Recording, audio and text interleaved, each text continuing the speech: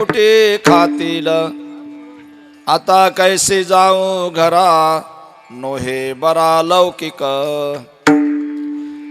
तुका म्हणे निवांत राही तुका म्हणे निवांत राहे पाहिले पाय परतोनी आता कैसे जाऊ घरा नोहे बरा लौकिक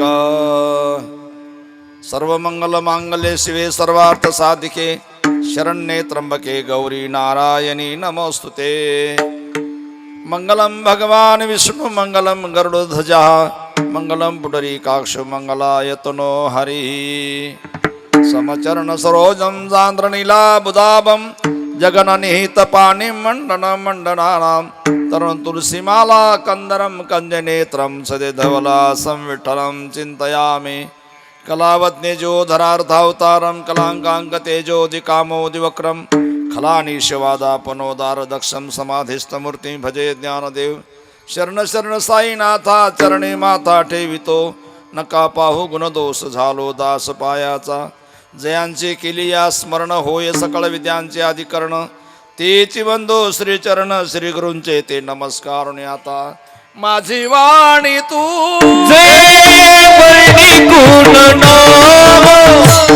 माझी वाणी तू वर्णी गुण नाम ऐसे देई प्रेम काही कळा ऐसे देई प्रेम काही कळा माझी वाणी तू वर्णी गुण नाम माझी वाणी तू वर्णी गुण नाम ऐसे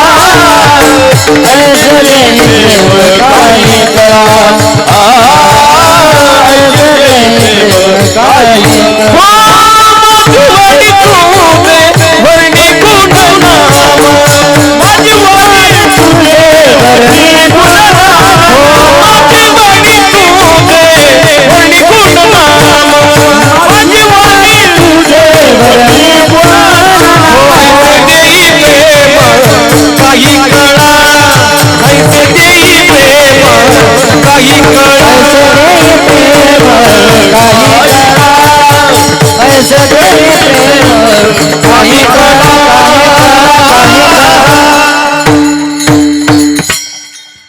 हरिणे माझे हरिले चित्त भार वित्त विसरले आता कैसी जाऊ घरा नोहे बरा लौकिक प्रस्तुत प्रसंगी सेवेकरिता इथला अभंग जगद्गुरु जगद्वंदनीय संत श्रेष्ठ महात भगवत भक्त देहूनिवासी संत तुकाराम महाराज यांच्या गाथ्यातील गवळणी प्रकरणातील 4 कडव्याचा हा उत्कृष्ट अभंग आहे. हा अभंग या ठिकाणी घेण्याचं कारण भगवत कृपेनं संतांच्या आशीर्वादाने सप्तशृंगी मातेच्या कृपेनं साईबाबांच्या आशीर्वादाने साईबाबा समाधी शताब्दी वर्षानिमित्ताने सुरू झालेला व श्री सप्तशृंगी माता मंदिर वर्धापन दिनानिमित्ताने भव्य साई चरित्र पारायण सोहळा व कीर्तन महोत्सव वर्ष 90 अशा प्रकारचा उत्सव हा या ठिकाणी गेली 9 वर्षापासून चालू आहे. असणे परिवार व या परिसरातील असणारे सर्वच अन्नदाते योगदान करणारे अनेक प्रकारचे श्रमदान करणारे तरुण वृद्ध भजनी मंडळ भाविक भक्त या सर्वांच्याच सहकार्याने गेली 9 वर्षापासून हा चालत आला अखंड हरिनाम सप्ताह किंवा ज्ञान साईचैत्र पारायण कीर्तन महोत्सव सोहळा याही वर्षी तो चांगल्या पद्धतीनं ते संपन्न झालेला आहे. वारकरी संप्रदायाच्या नियमाप्रमाणे आज त्या उत्सवाची सांगता आहे आणि उत्सवाची वारकरी संप्रदायाच्या नियमाप्रमाणे सांगता ही काल्याच्या कीर्तनाने काल्याच्या प्रसादाने करायची असते. अशी परंपरा असल्यामुळं आज या ठिकाणी काल्याचा प्रसाद या ठिकाणी आपल्याला सर्वांना मिळणार आहे. त्याचबरोबर महाप्रसाद देखील आहे आणि म्हणून काल्याचा प्रसाद ज्या भगवंताने निर्माण केलेला आहे असा भगवान श्रीकृष्ण द्वापार युगामध्ये आपल्या भक्तांना मुक्त करण्याकरता आनंद देण्याकरता कृतार्थ करण्याकरता भक्तांचं ऋण फेडण्याकरता आनंदित करण्याकरता भगवंताने एक विशिष्ट प्रकारचा प्रसाद केला, त्याला म्हणतात काल्याचा प्रसाद. आणि तो काल्याचा प्रसाद भगवंताने द्वापार युगात केलेला आहे, परंतु तोच प्रसाद आज आपल्याला आपल्या भाग्यानुसार आपला मिळत आहे. याचं कारण आहे की जे भगवंताचे जे भक्त होते, गोपाळ रूपानं होते त्या काळामध्ये, तेच भक्त या या महाराष्ट्रामध्ये वारकरी रूपानं, वारकरी संत रूपानं या ठिकाणी आले. आणि तो द्वापार युगामध्ये केलेला काला भगवंतानी तोच काला परत आम्हाला सेवन करण्याची इच्छा आहे. अशा पद्धतीची इच्छा प्रगट करून त्याच भगवंताचा अवतार असणारे भगवान विठ्ठल, कारण जेने गीता उपदेशिली तीच विटेवरी माऊली, तोच परमात्मा, तोच भगवान श्रीकृष्ण विटेवर उभा असल्यामुळं त्याच भगवंताकडे या साधुसंतांनी मागणी केली, अर्थात इच्छा प्रगट केली की देवा आम्हाला म्हटले जो काही द्वापारयुगामध्ये जो काला दिला तोच काला म्हटले आम्हाला या कलियुगात देखील मिळावा, अशी कृपा करावी. तोच भगवंताचा अवतार विठ्ठल असल्यामुळं भगवान विठ्ठलांनी सांगितले काही हरकत नाही. म्हणून भगवंतांनी सर्वांना निर्देश केल्याप्रमाणे गोपाळपूर या सर्वांना नेलाय. त्या ठिकाणी गायी गोपाळ सर्व प्रगट करून त्या ठिकाणी मोठ्या उत्साहाने काल्याचा उत्सव केला. काला त्या ठिकाणी केला आणि आपल्या भक्तांना सर्वांना वाटला, सर्व संतांना त्यांना मुक्त केलं. परंतु संत हे दयाळू असतात, भक्तवत्सल असतात, दीनवत्सल असतात. त्यांना वाटलं आपण तर आता भगवंताबरोबर त्या काळातही काला सेवन केला आणि आता या कलियुगात देखील आपला काला सेवन करण्याचा योग आला, आताही सेवन केला. परंतु बुडत हे जन न देखेवे डोळा, येतो कळवळा म्हणून या. असे अनेक जीव आहेत, अनेक मानव आहेत, अनेक भक्त आहेत, भाविक आहेत की त्यांचं जीवन हे अपुरं आहे आणि त्यांचं जीवन पूर्ण व्हावं या इच्छेनं म्हणून भगवंताला प्रार्थना केली साधुसंतांनी की देवा म्हणे आम्हाला तर काला मिळाला, या जन्मातही मिळाला आणि मागच्या जन्मातही मिळाला, परंतु आमच्यासारखे काही आणखी भक्त आहेत की त्यांना देखील तो काला मिळावा आणि त्यांचं जीवन पूर्ण व्हावं. कारण काला हे पूर्णतेचं प्रतीक आहे, सप्ताहाच्या पूर्णतेचं प्रतीक काला आहे, लक्षात ठेवा. आणि मंदिराच्या पूर्णतेचं प्रतीक जसं कळस आहे तसंच सप्ताहाच्या पूर्णतेचं प्रतीक म्हणजे काला आहे, दहीहंडी आहे, काल्याचा प्रसाद आहे. म्हणून त्यांनी सांगितले की जोपर्यंत हा काला आपल्या भक्तांना मिळत नाही तोपर्यंत त्यांचं जीवन पूर्ण होऊ शकत नाही, अपूर्ण राहणार, अतृप्त राहणार. देवा एवढं करून कृपा करून आमच्या भक्तांना तो काला आपण द्यावा, त्यांना तो काला मिळावा, अशा प्रकारची प्रार्थना साधुसंतांनी केली. त्याप्रमाणे भगवंताने सांगितले काही हरकत नाही, तो असा तुम्हाला जर काला पाहिजे असेल आणि त्यांना जर काला प्राप्त करायचा असेल तर एक करा म्हटले, कारण मी जिथं आहे तिथं त्यांनी यावं. ते म्हणजे देवा सर्वांनाच तुम्ही तिथं येता येईल का, कारण सर्वांनाच पंढरपूरला येणं शक्य नाही, मग असं करा ना म्हणजे तुम्हीच तिथं या. म्हटले नाही मी कुठेही नसतो म्हटले, जेथे हरिकथा गाती जेते माझे भक्त गाती जेते, माझे भक्त गाती जेते, माझे भक्त गाती नारदामी असे तेथे, नारदामी उभा तेथे, नारदामी उभा तेथे, नारदामी उभा तेथे, नारदामी उभा तेथे, नारदामी उभा तेथे. हो माझे भक्त गाती जेते, नारदामी उभा तेथे, नारदामी उभा तेथे, नारदामी उभा तेथे, माझे भक्त गाती जेते, नारदामी उभा तेथे, नारदामी उभा तेथे, नारदामी उभा तेथे. भगवंताने साधुसंतांना सांगितले की बाबा रे मला पंढरपुरातच पाहू नका, मी प्रत्येक ठिकाणी असतो म्हटले. ज्या ठिकाणी कोठे नका पाहू करा हरिकथा, तेने आवचित्ता सापडेल. जिथं हरिकथा असेल तिथं मी आपोआप सापडतो म्हटले. जिथं भगवंताचं भजन आहे, पूजन आहे, हरिकथा आहे आणि त्या कथेच्या ठिकाणी मी असतो म्हटले. म्हणून तुम्ही काय करा, मी तिथं यावंसं वाटत असेल तर तुम्ही त्या ठिकाणी हरिकथा करा. आणि ती हरिकथा तुम्ही जिथं कराल तिथं मी ऑटोमॅटिक येतो म्हटले. आणि आम्ही तिथं आलो, तिथं काला होत असतो. कारण काला म्हणजे काय लक्षात ठेवा, दोन वस्तूचा ऐक्य.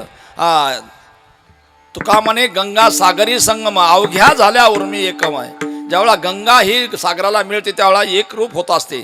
तसं म्हटले भक्त आणि देव आणि माझं नाम या ठिकाणी आलं की त्या ठिकाणी काला होत असतो आणि मी तिथं असतो. म्हणून ते म्हणतात की कथा त्रिवेणी संगम, कथा त्रिवेणी संगम,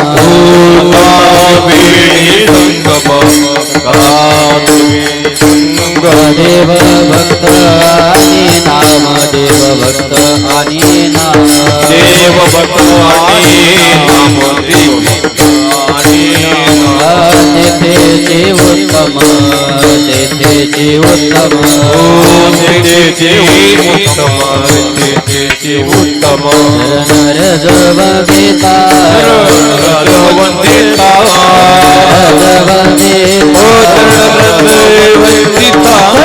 दोषाची डोंगरे, दोषाची डोंगरे, परती दोषाची डोंगरे, दोषाची डोंगरे,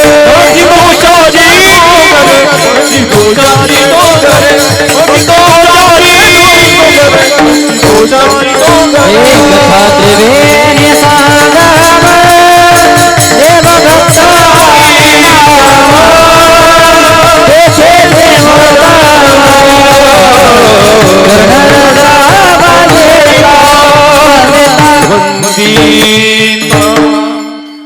भगवंताने सांगितलं की ज्या ठिकाणी देव भक्त आणि नाम ज्या ठिकाणी आलेला आहे त्या ठिकाणी मी येत असतो आणि त्या ठिकाणी काला होतो म्हटले. तो आनंद मिळत असतो. म्हणून काल्याचं प्रतीक म्हणून लक्षात घ्या, ही दहीहंडीचा काला आहे, दही लाह्यांचा काला एक आहे. परंतु दुसरा काला आहे हरिनामाचा खिचडी काला. प्रेमे मोहिला साधने, हरिनाम ज्या ठिकाणी आहे तो एक प्रकारचा कालाच आहे म्हणते. तिथंच काला होत असतो, तिथंच तृप्ती पूर्णता असते. म्हणून अशा प्रकारे हे दोन्ही काले ज्या ठिकाणी होतात, तिसरा काला आहे जीव ब्रह्मायक्याचा काला, आनंदरूपी काला. म्हणून भगवान म्हणतात की जो हे दोन्ही काले ज्यांना प्राप्त झाले त्यांना निश्चितच माझा आनंद प्राप्त होईल, माझं सुख त्याला प्राप्त होईल, माझं धाम त्यांना प्राप्त होईल असं भगवंतांनी सांगितलं आहे. म्हणून साधू संतांनी आपापल्या प्रांतामध्ये आपापल्या गावी अशा प्रकारचे अखंड हरिनाम सप्ताह केले आणि कथा त्रिवेणी घडून आणले. देव भक्त नाम एकत्र आले लक्षात ठेवा. त्या ठिकाणी त्यांनी काला केला. तीच परंपरा आज तागायत त्याच संप्रदायातील असणाऱ्या साधू संतांनी चालू ठेवलेली आहे. आपल्या या ठिकाणी देखील 9 वर्षापासून ही परंपरा चालू झालेली आहे. वारकरी सम्राटच्या नियमाप्रमाणे यावर्षी तो 9व्या वर्षाचा अखंड हरिनाम सप्ताह किंवा पारायण सप्ताह कीर्तन महोत्सव हा आज या ठिकाणी पूर्णतेला गेलेला आहे. आज शेवटचा दिवस आहे म्हणून आज काल्याचा दिवस आहे. आज तो काला आपण सेवन करायचा असतो लक्षात घ्या. त्याच्याकरता हरिकथा सांगितली आहे आणि दही लाह्याचा काला सांगितला आहे. आणि लक्षात घ्या तिसरा काला आपला आनंदरूपी काला भगवान देणार आहे. हे 2 काले आपण करायचे आहेत. हरिनामाचा खिचडी काला आपण करायचा, 7 दिवस खिचडी करायची, हरिनाम करायचा आणि खिचडी. मग खिचडी नाही, चांगले चांगले दररोज वेगवेगळे बेत चालले होते. नुसती खिचडी नाही चालली होती, वास्तविक खिचडी करण्याचीच पद्धत आहे. इतर दिवस खिचडी आणि शेवटच्या दिवशी काला आणि मग इथून हाला आपल्या आपल्या घराला चला, अशा प्रकारचं आहे लक्षात ठेवा. म्हणून हे 2 काले आपण करायचे असतात. दह्यांडीचा काला आपण करायचा आणि हरिनामाचा काला, अगोदर हरिनामाचा काला करायचा, मग दहीहंडीचा काला करायचा आणि नंतर भगवान जो देणारा काला आहे ना तो आनंदाचा काला आहे लक्षात घ्या. भानुदास गीती गात प्रसाद देतो पंढरीनाथ, प्रसाद देतो पंढरीनाथ, प्रसाद देतो पंढरीनाथ.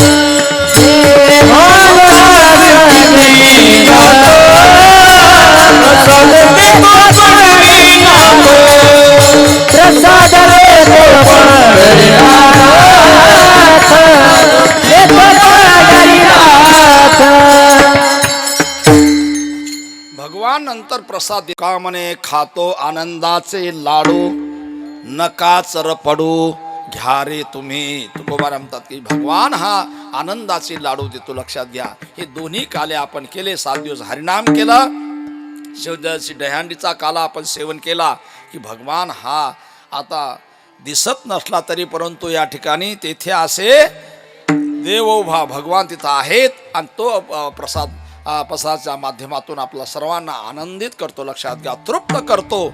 आपल्या जीवनाची लक्षात घ्या पूर्णता करतो. पूर्ण केला मनोरथ आपले सरे मनोरथ भगवान पूर्ण करतो. त्याला काला म्हणतात. अशा प्रकारचा काला हा सप्ताहाच्या शेवटी करण्याची परंपरा आहे. परंतु आता काहींना शंका येईल की का हो म्हटले मग काला करायचं तर मग काल्याचंच काहीतरी सांगायला पाहिजे. मध्ये गवळणी काय आणल्या तुम्ही? हे गवळीन गोपाळन हे काय? लक्षात ठेवा. नियम असा आपल्या या संप्रदायाचा आहे. आपण आपल्यावर कृतज्ञता दोष येऊ नये म्हणून वारकरी संप्रदाय लोकांनी फार मोठी दक्षता घेतलेली आहे. कृतज्ञता येऊ नये, कृतज्ञ माणसाने असावं. या नियमाप्रमाणे जो भगवान आम्हाला काला देणार आहे, जो आनंद देणार आहे, आमच्या जीवनाची तृप्ती करणार आहे, आमच्या इच्छा पूर्ण करणार आहे, मग अशा परमात्म्यात काहीतरी गुणानुवाद केलं पाहिजे. गुणवानान गायला त्याचं घ्यायचं ना, त्याला मोठेपणा दिलाच पाहिजे. नाही तर गेली पावती घेऊन शनी आमच्या गावात सप्ताह आहे तुम्हाला द्यावं लागेल, द्यायलाच पाहिजे. काय उपकार करतं का आमच्यावर? देता का? तर देईल का हो? नाही म्हणे उपकार बिपकार चला चालते व्हा म्हणेल. आणि त्यानंच म्हटलं वा वा वा या या राम राम. आज चांगलं आहे. तुमच्यासारखे उदार आता या कर्ण होऊन गेले म्हटले. आता तुम्हीच उदार आहात. तुमच्यासारखे सभ्य माणसं, तुमच्यासारखे दयाळू, तुमच्यासारखे भाविक, तुमच्यासारखे परमार्थिक, तुमच्यासारखे दाते या जगात नाही कोणी. एवढं म्हटल्यावर म्हणतंय तुम्हाला किती पाहिजे? काय देऊ? पंगत देऊ का काय आणखी काय देऊ? हे लक्षात घ्या. एक कृतज्ञता आणि कृतज्ञता हे याची एक लक्षात घ्या. या अशा प्रकारची विपरीत हे आहे. म्हणून कृतज्ञता जर पालन केली तर लक्षात घ्या निश्चितच अनुकूल परिस्थिती निर्माण होत असते आणि आनंदाने ते दिल्या जाते. आपण काय जबरदस्ती नाही कोणाकडून घेतलं तरी देतातच माणसं. नाहीला जरा घ्या टाका चला हवर बाबला. परंतु लक्षात नाही प्रेमाने प्रेम सुख देई प्रेम सुख येई प्रेमाविना नाही. माणसानं प्रेमाने जे असेल ते करावं. लक्षात घ्या. म्हणून म्हटलंय दूध भिक्षा घ्यावी बरं का. रक्तभिक्षा कधी घेऊ नये. जबरदस्तीनं कोणाकडून काहीही घेऊ नये. कुठलंही का असं ते घ्यायचं असेल तर दूध भिक्षा घ्यावी. त्याच्या मनानं प्रेमाने घ्यावी.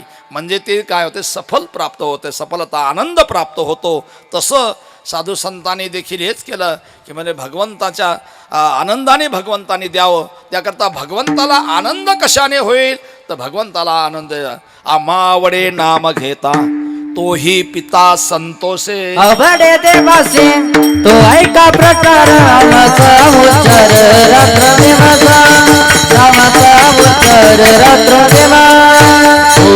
अवडे देवासी ऐका नो प्रकार नामाचा उच्चार रात्र दिवस नामाचा उच्चार रात्र दिवस. देवाला आवडेल असं काहीतरी केलं पाहिजे. त्याला दुसरं काय वाटतं? आम्हा आवडे नाम घेता तोही पिता संतोषित. संतोष म्हणजे तो प्रसन्न होतो, आनंदित होतो. आणि मग तो आनंदित झाला मग काय देईल आपल्याला? दुःख देईल का? मग आनंदच देईल. लक्षात घ्या. आणि जीवनात सर्व काही आपल्याला प्राप्त करता येतंय, फक्त आनंदच प्राप्त करता येत नाही. आनंदच आपल्या हातात नाही. लक्षात घ्या. म्हणून आनंदा करता नाना साधनाच्या केल्या खटापटा. नाही नाही आम्ही रात्रीचा दिवस हाडाचे काळं रक्ताचं पाणी करून आनंद मिळावा म्हणून प्रयत्न करतो, पण तो आनंद मिळत सर्व सुखाची आशा जाणा गेला क्षण एक मुक्ती अज्ञानाही केला. नटा दिशा पावला आया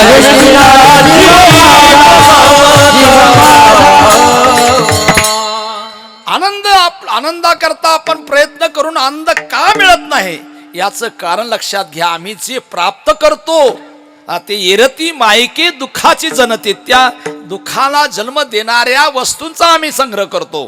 पण लक्षात घ्या आनंद हे देवाचं स्वरूप आहे. सुखरूप आहे सा तुझा कोणी सांगा. त्याचं स्वरूप आहे आणि त्याच्याच हातात आहे आनंद द्यायचा. म्हणून लक्षात ठेवा, त्याला प्रसन्न करायचं आणि त्याच्याकडून आपण आनंद घ्यायचा. कारण आनंद देवाचे हे देणे, दे भाव जाय जेणे. आनंद हा देवाचं देणं आहे, म्हणून त्याला प्रसन्न करायचंय. मग त्याला प्रसन्न करण्याकरता काय द्यावं? लक्षात, त्याला काही लागत नाही.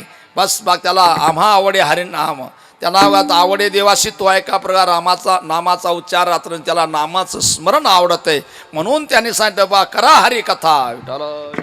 विठ्ठल विठ्ठल विठ्ठल विठ्ठल विठ्ठल विठ्ठल विठ्ठल विठ्ठल. म्हणून वारकरी संप्रदायातील सर्व संतांनी ही परंपरा चालू केलेली आहे. लक्षात घ्या, हरिनामाची, अखंड हरिनामाचा 7 दिवस भगवंताचं नामस्मरण करायचं आणि शेवटच्या दिवशी काला करायचा. कारण भगवान जिथं हरिनाम आहे तिथं येतच असतो आणि ते हरिनाम पाहिल्यानंतर त्यांना संतुष्ट, त्यांना आनंद वाटतो. आणि निश्चितच एकदा त्याला आनंद, त्याला प्रसन्न केलं की तो दिल्याशिवाय राहत नाही, देतोच. लक्षात घ्या, मागण्यासी वास आहे मुखाकडे, चिंतिल्या रोकडे मनोरथ. कोणतंही चिंतन करा, तुमचे मनोरथ पूर्ण केल्याशिवाय राहत नाही. म्हणून लक्षात घ्या, शेवटच्या दिवशी हा काला रूपी प्रसाद भगवंताकडून साधू संतांनी मागून घेतला आहे. आता काला याचा अर्थ का? 2 जीवाचं ऐक्य, 2 वस्तूंचं ऐक्य याला म्हणतात काला. म्हणजे जीव ब्रह्माचा ऐक्य, जीव शिवाचा ऐक्य याला म्हणतात काला. आता जीव शिवाचा ऐक्य, जीव हा दुःखी आहे आणि शिव हा सुखी आहे. दुःख आणि सुख एकत्र झालं की लक्षात ठेवा, सुखच राहते खाली. कारण अपार अशा प्रकारचं सुखरूप असणारा परमात्मा आहे आणि छोटासा जीव हा दुःखी आहे. मग जीवाचं दुःख त्या भगवंताच्या सुखातून वजा जाते, खाली सुखच राहते. लक्षात घ्या. म्हणून त्या परमात्म्याचं एकदा मिलन झालं, परमात्म्याचं मिलन होण्याकरता आपल्याकडून नामस्मरण झालं की भगवान हे जसं का दही आणि लाह्या एकत्र होतात त्याप्रमाणे भगवान त्या जीवाला आपल्यात मिसळून टाकतो, म्हणजे आनंदात मिसळून घेतो. म्हणून लक्षात ठेवा, हा अत्यंत काला महत्त्वाचा आहे. परंतु आणखी दुग्ध शकरायोग, त्या भगवंताला आणखी प्रसन्न करणं वेगळं आणि आनंदित करणं वेगळं. त्या भगवंताला आणखी प्रसन्न करून आनंदित करण्याकरता त्याची जर स्तुती गान केली, त्याची स्तुती जरी केली, त्याचं चरित्र गायलं तर भगवंताला आणखी आनंद होईल. लक्षात ठेवा. म्हणून ते म्हणतात की जेणेकरून मूर्ती ठसावी अंतरी श्री हरीची, ऐशी कीर्तन मर्यादा आहे संतांच्या घरची. लक्षात ठेवा, ही कीर्तन मर्यादा आहे. संतांनी सांगितले त्याला अंतिम प्रसन्न करायचे का तुम्हाला, मग जेणेकरून त्याची मूर्ती आपल्याला अंतःकरणात ठसेल, त्याचं स्वरूप आपल्या ठिकाणी येईल. अशा प्रकारचं तुम्ही कीर्तनातून वर्णन करा. मग त्याचं जर वर्णन करायचं ठरलं, त्याचं मग कोणतं वर्णन करायला पाहिजे, मग त्यांनी ते सुद्धा सांगून टाकले की तुम्ही रांगता गोदने राखीताये राखीताये, रांगता गोदने राखीताये. हो चरित्रते उच्चारावे, केले देवे गोकुळी, केले देवे गोकुळी, केले देवे गोकुळी. चरित्रते उच्चारावे, केले देवे गोकुळी, केले देवे गोकुळी. हो चरित्रते उच्चारावे,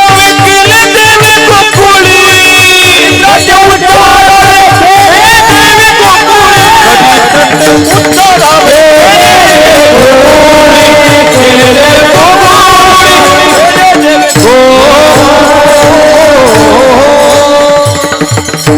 चरित्र ते उच्चारावे, केले देवे गोकुळी. त्यांनी त्यांना आणखी प्रसन्नता करायची असेल तर त्यांनी जे चरित्र केले गोकुळामध्ये त्याचा उच्चार करा म्हटले.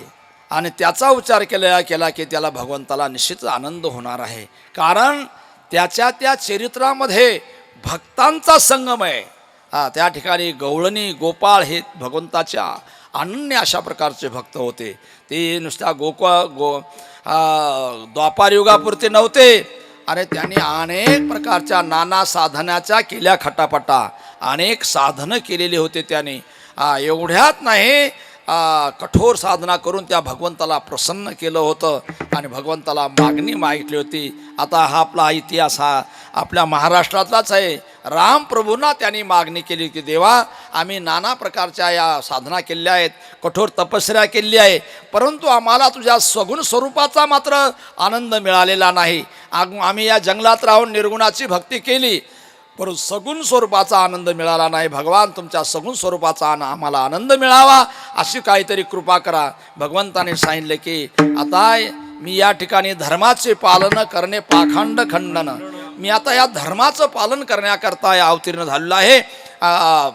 त्या ठिकाणी मला आता भक्ता राखे पायापाशी दुर्जनासे, माझं एकच काम आहे की दुर्जनाचा संहार करायचा आहे, मला भक्ताचं रक्षण करायचं आहे. परंतु तुम्हाला आता सगुणाचा आनंद देण्याकरता आता या जंगलामध्ये किंवा राम अवतारात शक्य नाही म्हटले, कारण आता मीच वनवासात आहे. त्यामुळं आता तुम्हाला वनवासी बनून काय करणार, म्हणून तुम्हाला इथं नाही येणार. तुमच्याकरता मी स्पेशल अवतार घेईल, तुम्ही तिथं या म्हटले. कुठं द्वापार युगामध्ये गोकुळात अवतीर्ण व्हा, त्या ठिकाणी तुम्हाला मी सगुण स्वरूपाचा आनंद देईल. त्या पद्धतीनं लक्षात ठेवा. त्या साधू संतांनी काही हरकत नाही म्हटले. तो त्या सर्व साधू संतांनी त्या ऋषीमुनींनी गोकुळात काय केलं, अवतार घेतला आहे. आता त्यामध्ये कृष्ण गोकुळी जन्मला हो, दुष्टाचे कपळ सुटला हो, दुष्टाचे कपळ सुटला, दुष्टाचे कपळ सुटला. कृष्ण गोकुळी जन्मला, दुष्टाचे कपळ सुटला, दुष्टाचे कपळ सुटला. भगवान या गोपाळांना आश्वासन दिल्याप्रमाणे किंवा ते आश्वासन पूर्ण करण्याकरता भगवंताने सांगितलं की तुम्ही गोकुळात जन्माला या. तर ते बिचारे गोकुळात जन्माला आले, परंतु त्या ठिकाणी मथुरा जवळच होती. कंसाचं राज्य होतं, दुर्जनाचं राज्य असल्यामुळं भक्तांना आनंद नव्हता. लक्षात ठेवा, त्या ठिकाणी त्यांना भक्ती करता येईना, कारण बुडविला धर्म अधर्म झाला फार, सोसवेना भार मजा आता, राहिले यज्ञ मोडिले कीर्तन, पळाले ब्राह्मण. तेव्हापासून कीर्तन मोडलं म्हणतात बरं का. का हो 9 वाजले कीर्तन चालू आहे का? नाही मोडलं म्हणतात, कीर्तन मोडलं. आता कीर्तन काय काठी फिटी आहे का लाकूड आहे मोडायला? परंतु ती पूर्वी रूढी पडली रूढी जगा पर विचार. राहिले यज्ञ मोडिले कीर्तन, पळाले ब्राह्मण दैत्या भेने. अशा प्रकारची परिस्थिती त्या ठिकाणी झाली होती.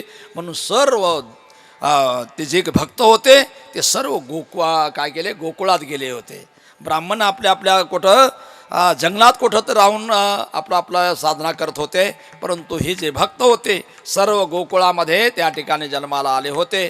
आता त्यापैकी एकाने मला शंका विचारली, का हो म्हटले, सरे साधू संत त्या ठिकाणी जे ऋषीमुनी होते गोकुळात जन्माला आले, ठीक आहे, परंतु त्या ठिकाणी गवळणी कुठून आल्या म्हटले. इथले दंडकारण्यातले गेले तिथं गोपाळ झाले ते, परंतु गवळणी कुठून आल्या म्हटले. कारण भगवंताचा आणि गवळणीचा जास्त संवाद आहे, मग हे कुठून आले म्हटले. हे तर त्यावेळेला त्यांना देखील त्यांनी सांगून ठेवले साधू संतांनी.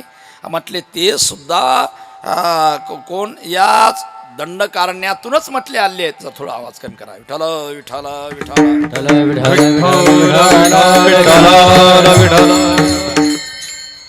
त्याने सांगितलं की या दंडकारण्या आले. ते कुठून आले? या दंडकारण्यातूनच आले म्हटले. ते कसे आले म्हटले, मग ते गवळीने कसे काय झाले त्याचं कारण झालं म्हटले. काही म्हातारे बरेच होते म्हणे, ज्यांचं लग्न झालं होतं ते काय ते सहकुटुंबाप्रमाणे त्या ठिकाणी गेले. जे गोप झाले ना तिथं, तेव्हा यादव झाले, काही यादव संग्रम व्हारे तुम्ही. परंतु जे म्हातारे होते ना, त्यांना नाही पाणी घेता येत होतं, कोणाला काही सेवा करता काहीच जमत नव्हतं. ते म्हणलं आता आपला म्हातारपणी कोणीतरी सेवेला असावं, त्याप्रमाणे त्यांनी काय ठरवलं म्हणे, आता सोपा मार्ग चालून आलेला आहे म्हटले. रामाच्या पायाच्या स्पर्शाने म्हटले दगडाची स्त्री होती असं ऐकलंय. एक एक दगड घेऊन जावा म्हटले आणि एक एक शिष्यन करून आणावं. शिष्यन म्हणा का पत्नी म्हणा, काय हरकत नाही ना. आता आजकाल तेच चाललेलं आहे. आता माळा घातल्या की देव लग्न होतच असतंय. ते पूर्वीपासून आले म्हणतात माळा घातले की झालं लग्न. ते म्हटले अशा पद्धतीनं आपण जाऊ म्हटले आणि एक एक स्त्री करून घेऊ. म्हणून सरे बरेचसे असे ऋषी मुनी तपस्वी सरेच गेले आणि सर्व त्या ठिकाणी गेलेले आहेत दगडं घेऊन. त्या चांगले आता त्यात विनोद करतात काही काही कीर्तनकार. ज्यांना जे मोठे होते ना चांगले जरा जाडजूड होते ना, त्यांना वाटलं साधे बाई नाही चालणार आपल्या शेवेला. त्याने मोठा दगड घेतला आणि मध्यवासाची मध्यम आणि छोट्याने छोटा अशा पद्धतीनं विनोदाचा भाग सोडा. ते बिचारे गेले त्या ठिकाणी. रामाला वाटलं, आता लक्ष्मणाला वाटलं हे काय दगड घेऊन काय मारायला येत आले का काय. लक्ष्मणानं बाण घेतला आणि धनुष्याला घेतल्यावर राम म्हटले नाही नाही नाही, अरे हे धनुष्याचे बाणाच नाही म्हटले. म्हणजे हे दगडं घेऊन आले म्हटले. अरे दर्शना मग दगडं घेऊन का म्हटले. काही नोटा घेऊन आले असते तर बरं झालं असतं, बरं वाटलं असतं. ते म्हणले नाही नाही, हे दगडं घेऊन आले पण तो भावनेतून आले. त्यांची वेगळी मागणी आहे म्हटले त्यांची, तुला माहीत नाही म्हटले. येऊ दे म्हटले त्यांना. मग ते आले त्या ठिकाणी. आता पाहिली आहे वेदेला आई बैशी जीवी जडोनी. आता भगवान एक सुंदर आहे लगा, त्या सावळे सुंदर रूप मनोहर अशा प्रकारचा भगवान त्या ठिकाणी पाहिल्यानंतर बाहिल्या वेदेला हवी. त्याला भगवंताला पाहिल्याबरोबर यांची बोबडीच ओळ आली. हे म्हटले देवा आम्हाला स्त्रिया करून द्या म्हणायच्या ऐवजी या दगडाच्या, ते म्हटले आम्हाला स्त्रिया करून द्या म्हणायच्या ऐवजी आम्हाला स्त्रिया करून घ्याच म्हटले. बोबडी वळाली. ते देवा म्हणे आम्हाला स्त्रिया करून घ्या. भगवान म्हटले इथं नाही जमणार, एक पत्नी आहे इथं, एक पत्नी एक बाणी एक वचनी आहे म्हटले, इथं नाही जमणार. तुमच्याकरता तुम्हाला स्त्रियाच व्हायची हौस असेल तर या म्हटले गोकुळामध्ये. आणि त्या जरी साधू संत ऋषीमुनी त्या ठिकाणी लक्षात द्या त्या गवळणी झाल्या आहेत. तिथं ज्या गवळणी झाल्यात ना हे सरे ऋषीमुनी होते. म्हणून त्यामध्ये बी 3 प्रकार झाले. काही कर्म करणारे होते, केवळ काही पूजाच करणारे होते, काही कर्मकांड करणारे यज्ञ करणारे होते, काही पूजा अर्चा करणारा ते भगवंताची उपासना करणारे होते, काही ज्ञान अधिकारावरचे होते. मग ज्ञान अधिकारावरचे जे होते ना ज्ञानी असणारे ऋषीमुनी ते त्या ठिकाणी सासवा झाल्या. आणि कर्म करणारे होते ना यज्ञादी करणारे, यज्ञादी कर्म कीजे अशा प्रकारचे होते त्या सुना झाल्या. आणि त्या उपासना भगवंताची आराधना करणारे प्रार्थना करणारे होते त्या झाल्या लेकी. कोणी सुना कोणी लेकी एकी कोणी एकी स्वतंत्रा अशा प्रकारचे तेच ऋषीमुनी झाले. आणि याच ऋषीमुनीमध्ये लक्षात घ्या ज्यावेळा भगवान गोकुळा आपल्या मथुरे जन्माला आले, ज्या वेळेला कंसाने वसुदेव देवकीचं लग्न लावलं आणि स्वतः मिरवणुकीला रथ हाकायला बसला, परंतु आकाशवाणी झाली.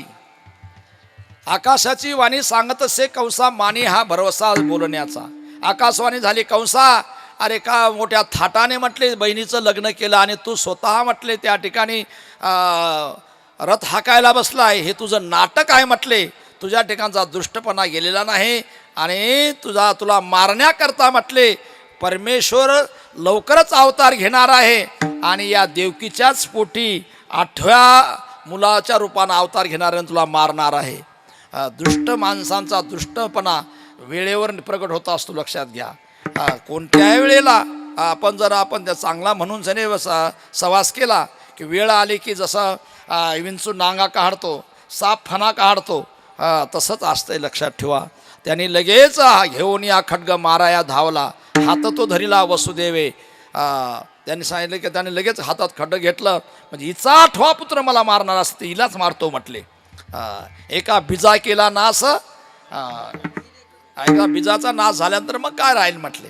मग त्याप्रमाणे परंतु हात तो धरिला वसुदेवे, कारण वसुदेवावरती जबाबदारी होती. जसं पत्नीची जबाबदारी एकदा आजवर होती आमची, एकदा आज झाली आता झाली तुमची म्हटले की जबाबदार सासरा सुटला आणि कासरा अटकला, म्हणजे ते जावाई अटकला, त्याला जबाबदारी त्याच्यावर असते. पुढं काय जे असेल ते नसेल ते त्याप्रमाणे वसुदेवाला वाटलं आता आपली जबाबदारी, हात तो धरला वसुदेव. अरे म्हटले कंसा मारू नको, आता ही माझी पत्नी आहे, तुझी बहीण आहे, हां, परंतु माझी पत्नी आहे, पत्नीचा सांभाळ करणं माझं कर्तव्य आहे. जरी ते 8वा पुत्र तुझा शत्रू जन्माला येणार असेल, परंतु माझ्यावर विश्वास ठेव, 8 जेवढे पुत्र होतील तेवढे देईन मी माने, देईन मी पुत्र. त्याला सांगले माझ्यावर विश्वास ठेव, हिचे सर्व पुत्र तुला देईन, ठेवा बंदी खाणे दुता सांगे. त्यावेळेला त्याने सांगितले की बघ ठीक आहे, म्हटले काय हरकत नाही, मग हे पळून जातील अमेरिकेला, कारण आपल्या भारतामध्ये हेच लय चाललेलं आहे. इकडं खोड्या करायच्या, काय लबाड्या करायच्या, नाना प्रकारचे नाटकं करायचे, नाही अमेरिकेला कोणतं पळून जायचं, झाले साफसूफ. ते म्हणले पळून जाऊ नये म्हणून यांना कारागृहात ठेवा. त्याला कारागृहात ठेवलं. कारागृहात ठेवल्यानंतर पहिला मुलगा झाला, 600 पहिला मुलगा झाला. परंतु मुलगा म्हटले की सुंदर दिसतो, कोणाचा का असणं, शत्रूचा का असणं, मग पाहिल्या वेद लावे बैशीची जडून प्रेम निर्माण होते, कारण ते निर्विकार असते. निर्विकार लक्षात घ्या, जी वस्तू आहे ती सर्वांना प्रेममय असते. विकारामध्ये भांडणं आहेत, विकारामध्ये द्वेष मत्सर छलकपट आहे, परंतु निर्विकारामध्ये नाही. मग त्यांना वाटलं हा काय आपला शत्रू नाही, 8वा शत्रू आहे, पण याला सोडून द्यावं, म्हणून याने सोडून दिलं. परंतु नारदाने सांगितलं की नारदाला देवाने सांगितलं, नारदा जा म्हटले, असे जर मुलं याने जर सोडून दिले तर हा पापी लवकर मरणार नाही. बऱ्याच माणसाला वाटतं हे पापी लोक पाप करतात, हे जिवंत किती वर्ष जगतात आणि चांगलं जगतात, हे मरत नाहीत का? नाही, लक्षात ठेवा, आदल्या जन्मात त्यांचं चांगलं कर्म असतंय, ते कर्म संपेपर्यंत ते पुण्य असते, ते पुण्य संपेपर्यंत तो काही जरी झालं तर मरत नाही. किती जरी नंगानाश केला त्याने काहीही होत नाही, लक्षात ठेवा त्याला. कारण जोपर्यंत पुण्य आहे तोपर्यंत माणसं जिवंत राहतात. एकदा का पुण्य संपलं की पुण्याची पावटी सरे सवेच इंद्रपणाची उठे. तुम्ही मग स्वर्गात असा किंवा मृत्यूलोकात असा, तुम्हाला तुमचं जोपर्यंत पुण्य आहे तोपर्यंत सर्व काय आहे. विठ्ठल विठ्ठल विठ्ठल विठ्ठल पुण्य क्षय अधोगती, पुण्याचा क्षय झाला की माणसाला अधोगती प्राप्त होत असती.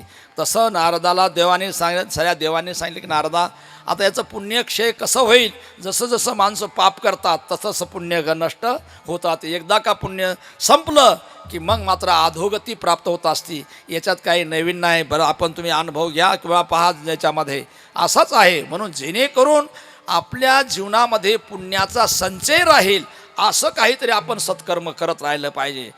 पूजन तरी केलं पाहिजे, भजन तरी केलं पाहिजे, भोजन तरी केलं पाहिजे. म्हणजे आम्ही करतो ना भोजन, जिथं पंगत असलं तिथं आम्ही हजर होत असतो. अरे नाही बाबा, भोजन करवलं पाहिजे, दुसऱ्याला भोजन दिलं पाहिजे. तुम्ही तर भोजन खाता असाल, परंतु दुसऱ्याला सुद्धा अन्नदानम महत् पुण्यम, लक्षात घ्या, अन्नदानाने महान पुण्य प्राप्त होतंय आणि त्यात हरिनामानं देखील महान पुण्य प्राप्त होतंय. आणि तिसरं म्हणजे देवद्विज गुरुप्राज्ञ पूजनम, पूजनाने महान पुण्य होते. अशा प्रकारचं पुण्य तुमच्या गाठी आहे तोपर्यंत निश्चितच सर्व तुमच्या जीवनामध्ये सुख समाधान शांती सर्व काही समृद्धी राहील. आणि एकदा का पुण्य संपलं की सर्व पुण्यक्षय अधोगती, सर्व अधोगतीला जातात, लक्षात ठेवा. तसं म्हटले याला मारण्याकरता याचं पुण्यक्षय झालं पाहिजे. पुण्य सारावया भेटे देवऋषी वधे बाळ काशी ठेवून वधे बाळकाशी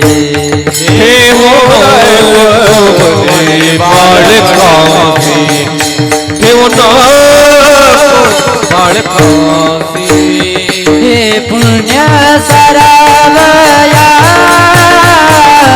भेटे देवऋषी वधे बाळकाशी वधे बाळकाशी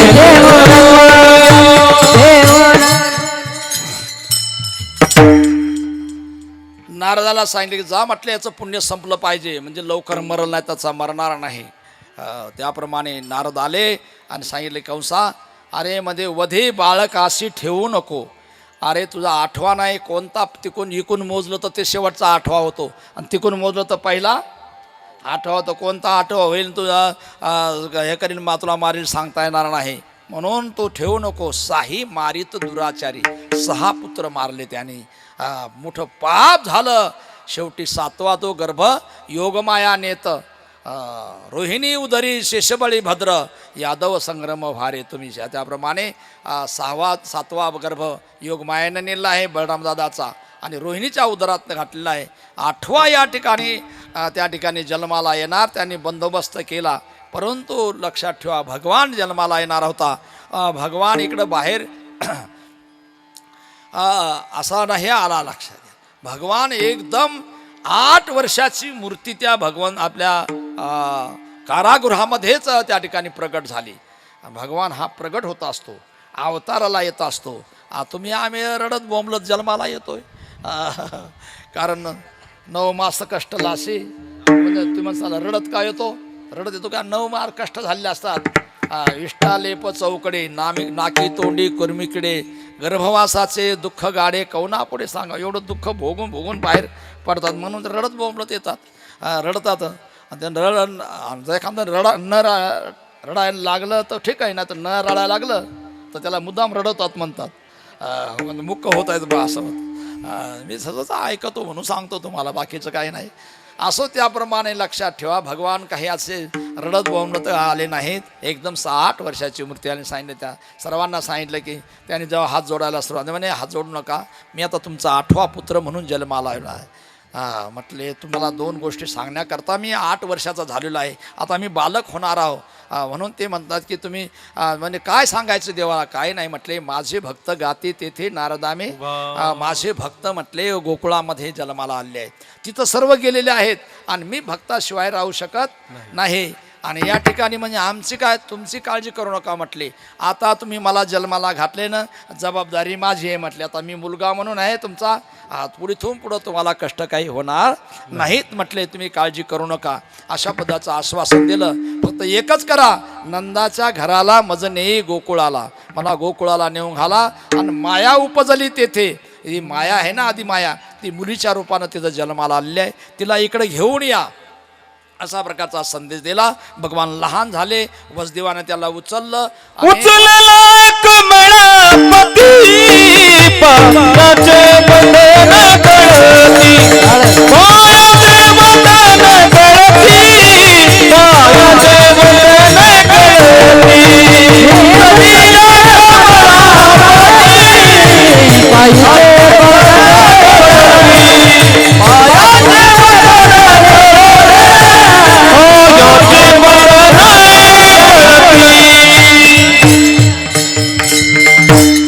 पायीचे बंधन गळती. त्याप्रमाणे त्यांना हातकड्या होत्या, कोठडीत होते तरी हातात बेड्या, पायात बेड्या.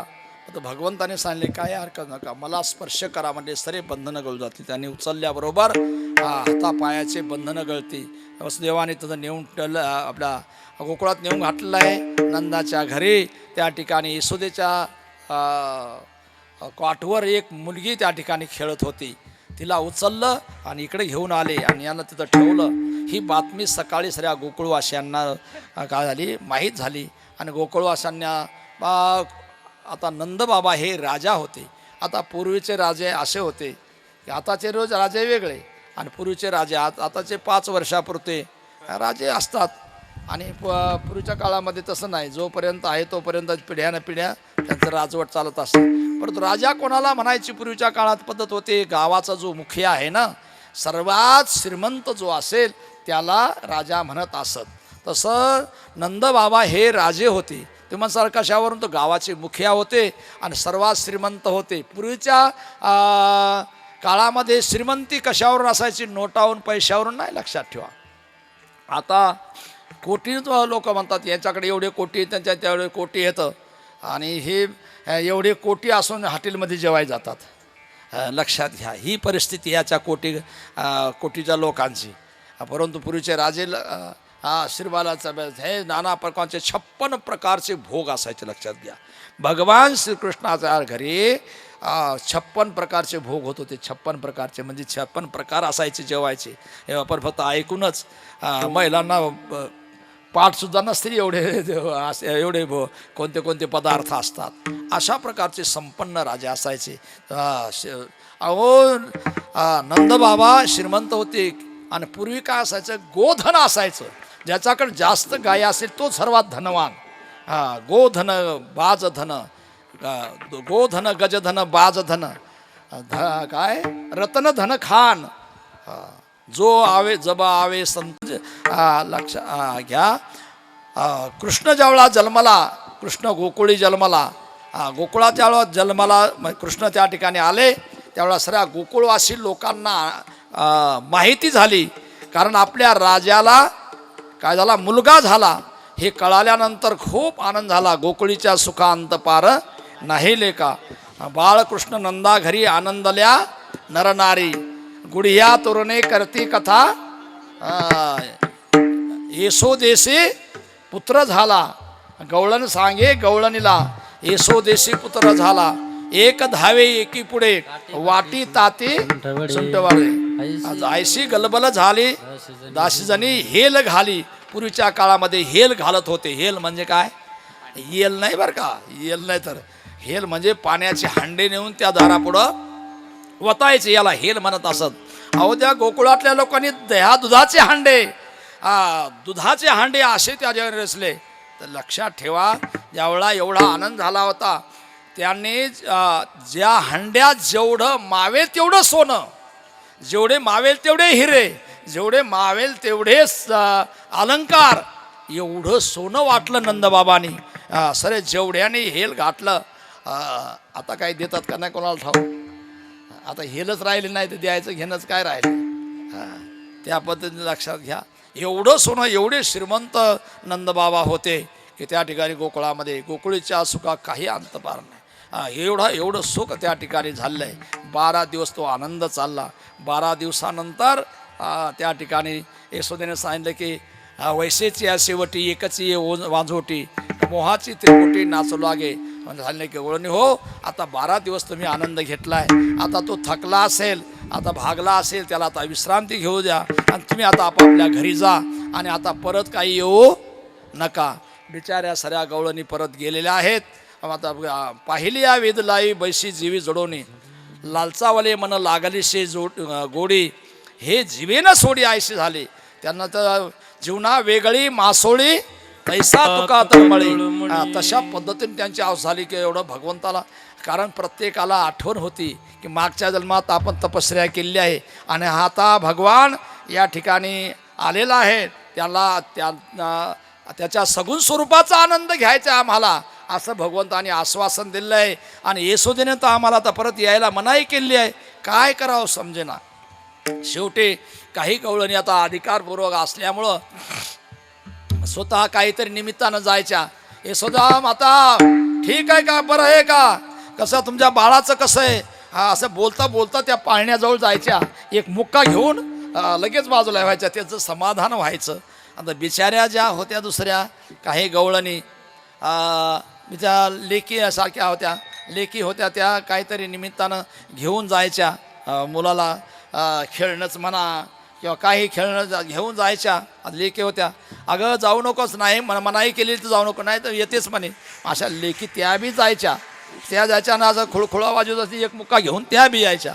म्हणजे बिचाऱ्या सुना होत्या कधीच्या, मात्र त्या द्वापार युगातल्या बरं का, आत्ताच्या नाही. आता उलट ये लोकांचे उपराठे, ते सांगायची गरज नाही, आता सर्वांनाचा अनुभव आहे. असो त्या सुना होत्या, पारतंत्र्य होत्या, लक्षात घ्या. त्यांना मात्र जाता येत नव्हतं. मग काय करायच्या त्या, ज्या वेळेला बरेच दिवस गेले ना, कृष्ण आता बराच खेळायला लागला, इकडं तिकडं खेळायला लागला. त्यावेळेला आता ह्यांना बिचाऱ्यांना काय त्याचं दर्शन नाही, काय नाही, काय नाही, काय नाही, व्याकुळ झाल्या. व्याकुळ झाल्यानंतर काय करावं, त्या मनात प्रार्थना करा, देवा अरे म्हटले काय म्हटले, आम्ही बी तपश्चर्या केली आहे, मोठी नसेल तर छोटी तर केली आहे ना, यज्ञाधिक कर्म केलं असेल, पण आम्हालाही बी तू आश्वासन दिलेलं आहे, आमची हौस कधी फिरणार, आम्हाला सगुणाचा आनंद कधी देणार, तुला आम्हाला दर्शन कधी देणार. अशा प्रकारचं त्या बिचाऱ्या प्रार्थना करायच्या. भगवंताला वाटलं तेच बरोबर आहे म्हटले, आता काय करावं. परंतु आई सोडायला तयारच नाही ना. आई पुढं देवाचं सुद्धा चालत नव्हतं. लयच हे करायला लागला तर एक दिवस उखळालाच बांधून टाकलं. खोड्या करायला लागला, बाहेर येलो खोड्या करायला लागला, इकडे खोड्या करायला तर उखळाला बांधलं. तर मग चला उखळाला तर उखळतं खाली याच्यात असते भूमीत, ते आताचं भूमीत होतं. पूर्वीच्या बाया चांगल्या माझ्या पहिलवान नव्हत्या, मग ताकदवान होत्या. मग ते मुसळही तसं असायचं आणि उखळही बी पार एवढं मोठं असायचं, म्हणून ते उभ्यानं अशा हे करायच्या. तसं ते उखळ होतं, त्या उखळाला बांधलं होतं. भगवंताला वाटलं आता हे उखळाला बांधलं आहे, आता काय करावं, कारण भगवंताला प्रत्येक क्रियेतून प्रत्येक लीलेतून कोणाचा ना कोणाचा तरी उद्धार करायचा होता. भगवंताने स्वतः पहिल्यांदा बांधायचा प्रयत्न केला तिनं, परंतु त्या उखळाला काय बंधन होईना, कारण दोरी कधी वेळा कमीच पडायची, कधी जास्त व्हायची. शेवटी भगवंताला दया आली, म्हटले आपण खेळत बसलो तो वेळ जाईल विनाकारण, बांधल्या तू आपणा गोपाळा. स्वतः बांधून घेतलं आणि मग भगवंताने ठरवलं आता आपल्याला कोणाचा आता या लीलेतून कोणाचा उद्धार करायचा. तर त्या ठिकाणी त्या नंदबाबाच्या घरापुढं 2 वृक्ष होते, विमल आणि अर्जुन. त्या 2 वृक्ष हे कोण होते, हे स्वर्गातले लक्षात घ्या, काय होते ते पार्षद होते, 2 पार्षद होते ते. मग त्यांच्याकडून एका ऋषीची चुकी घडली आणि त्याला शाप मिळाला, जा वृक्ष व्हा म्हटले. मग त्यांनी प्रार्थना केल्यानंतर ऋषीने सांगितलं होतं की तुमचा उद्धार होईल, परंतु द्वापार युगामध्ये भगवान श्रीकृष्ण ज्या वेळेला भूतलावर येतील, अवताराला येतील, नंदबाबाच्या घरी येतील, त्या ठिकाणी यशोदा माता त्याला उखळाला बंधन करेल, त्यावेळेला म्हटले त्यांचा स्पर्श होईल आणि तुमचा उद्धार होईल, अशा प्रकारचं आश्वासन दिलं होतं. आणि तो प्रकार जुळून आला, भगवंताला बंधन झालेलं आहे. आणि आता हे आपले आता याला बांधून टाकलं म्हणून आपल्या कामाला लागले आहे. याने ते उखळाचं आडवं पाडलं आणि लोटीत त्या वृक्षाजवळ नेलं. तर नेमकं मध्ये कृष्ण मध्येच अटकला, ते उखळ अटकलं दोन्ही बाजूनी, त्या वृक्षाच्या मधून गेले का भगवान श्रीकृष्ण. त्याप्रमाणे आता भगवंताला वाटलं काय करावं, आता तर अटकलं.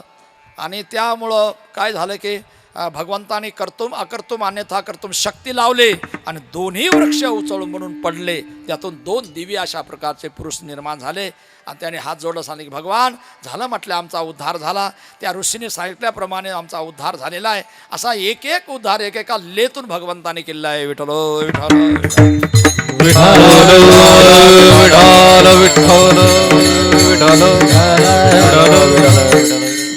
अशा प्रकारे लक्षात घ्या एक कराल. परंतु भगवंताच्या खोड्या काही बंद होईनात. किंवा एक दिवस भगवंताने एक लीला केली की कारण या गवळणीचे बरेच या गवळणीचे सूर ऐकायला आले की देवा आमचा उद्धार कधी होईल किंवा आम्हाला कधी दर्शन होईल. अशा त्या सुना असणाऱ्या गवळणी एक दिवस पाण्याला जात असताना नंदाच्या दाराहून त्या चाललेल्या आहेत. तेवढ्यामध्ये यशोदेनं कृष्णाला सकाळी उठवलेलं आहे, काय लोणी वगैरे काय खाऊ घालायचं ठरवलेलं आहे आणि लोणी वगैरे खाऊ घातलेलं आहे. परंतु कृष्ण ज्यावेळा त्याला स्तनपान केलं आणि बाजूला सारलं कामधंद्याकरता सोडल्यावर कृष्ण मोठ्यानं रडायला सुरुवात केली. रडते माझे बाळ ताने समजाविता राहीना. पुष्कळ अशा प्रकारचं त्यांना रडणं बंद होण्याकरता पुष्कळ तिनं प्रयत्न केला, तो काही रडत नाही. म्हणून बाहेरची हवा लागावी थोडीशी म्हणून त्याला कडेवर घेतलं. दरवाजावरून बाहेर आलं तर तिकून त्या गवळणी दिसत होत्या. गवळणीनं पाहिल्यावर त्या गवळणीला खूप आनंद झाला. देवा असा तुला पाहण्याचा तुझ्या दर्शनाचा जर आम्हाला आनंद असाच मिळत राहिला तर खूप आम्ही भाग्यवान आहोत. प्रभू काहीतरी कृपा कर. आता मग त्यांना पाहिल्यानंतर भगवान एकदम बंद झाला. आतापर्यंतचा रडत होता, परंतु आता गवळणीला पाहिल्यानंतर हा गप्प झाला. निश्चितच याची काहीतरी ओळख आहे का असं तिला शंका आली. जर ओळख आहे तर मग ह्या कधी आल्या नाही गेल्या नाही म्हटले. त्यावेळेला परंतु काही असो म्हटले, यांना पाहिल्यानंतर हा गब्बस झालेला आहे, अर्थात यांची ओळख असावी किंवा नसावी जाऊ द्या म्हटले. परंतु त्यांनी यशोदेनं बोलवलं. का गं म्हटले तुम्ही कृष्णाला कधी तुम्ही ओळखता का म्हटलं. नाही म्हटले 12 दिवस आम्ही पाहिलं तेवढंच म्हटले. पण तुम्हाला पाहिलं की हा गप झाला म्हटले. तो एक करा म्हटले, याला तुम्ही तुमच्याकडे खेळायला घेऊन जा, म्हणजे माझा कामधंदा मला करता येईल, आणि 12 वाजता बरोबर घेऊन या. त्या म्हणले काय हरकत नाही. त्या गवळणी कृष्णाला घेऊन गेल्या आणि आपापल्या परीनं भगवंताला खेळवायला लागलेल्या आहेत. कोणी मुके घेत आहे, तर कोणी काय करत आहे, तर कोणी काय करत आहे. अशा प्रकारे एक गवळण मात्र खूप जराशी बोलावंसं वाटलं तिला. आपापल्या घरी जायच्या घेऊन 5-10 मिनटं हिच्या घरी, 5-10 मिनटं तिच्या घरी, कोणाच्या घरी 1 तासभर, अशा प्रत्येक गवळणी आणि सगळं स्वरूपाचा आनंद त्यांना पाहिजे होता. मग एक गवळण म्हटली, देव अरे कृष्णा, तू फार छोटासा आहेस, तुझ्याशी फार मला बोलावंसं वाटते, किती फार बोलावंसं वाटते. मग तू लहानच काय करू, माझा तळमळतो जीवन. मला वाटते थोडा मोठा असताना बरा झाला. भगवंताला काय अशक्य ते अशक्य ते तुम्हा नाही नारायणा. भगवंताला काय अशक्य आहे. भगवान झाले 22 वर्षाचे एकदम मोठे. ते गवळण म्हणले वा वा वा, म्हणे मी बी हेच पाहत होते, म्हणे असाच मला याच्याशी बोलता येईल काहीतरी चांगलं. कारण समानशील सख्यम, जर बोलायचं असलं तर समान पाहिजे ना. लहान लेकराशी काय बोलणारा माणूस. आता मोठा झाला, मग दुर्दैव असं की तेवढ्या तिचा पती आला. त्याने थाप मारली दरवाजावर, दार उघड. दार उघड म्हटल्याबरोबर हिचं बिचारी झालं थरथर कापायला लागले. ते म्हणे ए काय झालं तू म्हटल्याबरोबर, झालं मोठा, आणखी मोठा हो का. अरे बाबा मोठा नाही, लहान हो म्हटले. लहान हो, पतिराज आले म्हणणे त्या ठिकाणी. आता ते लहान हो म्हटले. आज असं या दोघांचा संवाद त्याने ऐकला. त्याला तर आणखी त्याचं डोकं मस्त फिरलं ना. ते म्हणा कोण आहे म्हटले, जो मोठा चांगले मोठे मोठ्यानं बोलतात म्हणे, कोणतरी माणूस आला आहे म्हटले. तिने पाय धरले म्हणे, कृष्णा काही कर, लहान हो बाबा. म्हणे इडी आहेस का म्हटले, माणसं मोठे होतात का लहान होतात म्हणे. नाही नाही काय कर, तुला जमते म्हणे, तू जसा मोठा झाला तसं लहानही होता येते म्हणे तुला, तू काही सांग नको आम्हाला. त्याप्रमाणे पाय धरले भगवान, परत लहान झाले. आता मग पाय झाल्यानंतर तो बिचारा थापा मारून मारून वैतागला होता, मोठमोठ्यानं हे करायचा. आता हिला हे लहान झाल्यामुळं पावर आली, गाडी उघडली. काय म्हणली एवढा थोडा दम निघाला का, काय काय धला निघाले होते का. बाईंचा पावर एखादी सापडा ना, फक्त तडाख्यात सापडा पाहिजे. सापडाला त्याशी बांधा, मग ते काही हायगाई करत नाहीत इथल्या सोडून बरं का. तिकडच्या गोकुळातलं सांगतो तुम्ही, नाही तर आमच्यावर घ्यासाल. मग काय हो, तिनं सांगितलं काय तुम्हाला काय कळते का म्हणे. मोठ्याचा पोरगा इथं आणला, 2 त्याला ते लोणी खाऊ घालायचं, आमकं घालायचं होतं, आणि तो बोलत नव्हता. मी बोलत होते असं तसं. ते म्हणे मला वाटलं तर दुसरंच कोणी आलं आहे, तुमच्या डोक्यात म्हणे दगडच भरलेले तर असं. त्याच्याप्रमाणे त्या ठिकाणी बोलली. असं आहे म्हणे. बरं बरं म्हटले, तो आणलं का, दररोज आण जाईल म्हणे. ते म्हणे असंच मला पाहिजे होती, फक्त परवानगीच पाहिजे होती. असं तात्पर्य मला सांगायचं का. अशा प्रकारे एक एक लीला भगवंतांनी त्या गवळणीची केलेली आहेत. गवळणी केल्या आहेत. परंतु पुढं काय झालं की जास्त खोड्या झाल्यामुळं जास्त खोड्या करायला लागला. पहिलं काय केलं, गवळणीने बी पहिलं दही दूध खाऊ घातलं. दही दुधाचं खाऊ घातलं, मस्त लोणी खाऊ घालायचे. तो पण यालाही बरं वाटलं. नंतर त्या गवळणी जरा अतिपरिचयात आवडल्या. ते म्हणले कृष्णा तुला लोण्याचा गोळा देते, मला थोडं नाचून दाखव म्हटले. नाचून दाखव. त्याला नाचवायला सुरुवात केली. कृष्ण म्हणला बरं आहे आता. पहिलं म्हटले असं आनंदाने द्यायच्या खायच्या, ना आता मला नाचवायला लागल्यात. म्हणले आता आपणही बी करू म्हटले. भगवान म्हटले काय हरकत नाही. 1-2 मला ठिकाण झालं म्हटले. आता भगवान तर म्हणजे आता यांना आपला किस्सा दाखवायला पाहिजे म्हणून गोपाळाजवळ सरे गोपाळानं जमा करून आणलं. सांगितले आता यांच्या घरचं दही दूध आता संपूर्ण टाकायचं म्हटले. मग भगवंताने काय केलं, गोपाळानं घेतलं. चला म्हटले आता सर्वांनी यार तरी यारे लागे अवघे. गोपाळाने घेतले, प्रत्येक गवळींच्या घरामध्ये काय केला, प्रवेश केला. आणि मग हे शिंके व तोडिले, मडके व फोडिले, दया दुधाचे भक्षिले, उलंडिले ताकाचे. अशा प्रकारचा सऱ्या यानं, कारण नाचवायला लागल्या ना. आता देवाला नाचा जोपर्यंत देव ऐकतो तोपर्यंत ऐकतो. मग अतिरेक झाला अति तिथं. ते म्हणजे आता यांचा अतिरेक झाला म्हटले. आता याचं संपलं. मग त्याला दही दूध संपून टाकलं. आता त्यामध्ये सासवा होत्याच ना काही. आता यांच्यावर दोष आहे. बरं यांनी काय केलं की यानं हे खाल्लं, म्हणजे हे खाल्लं बरोबर.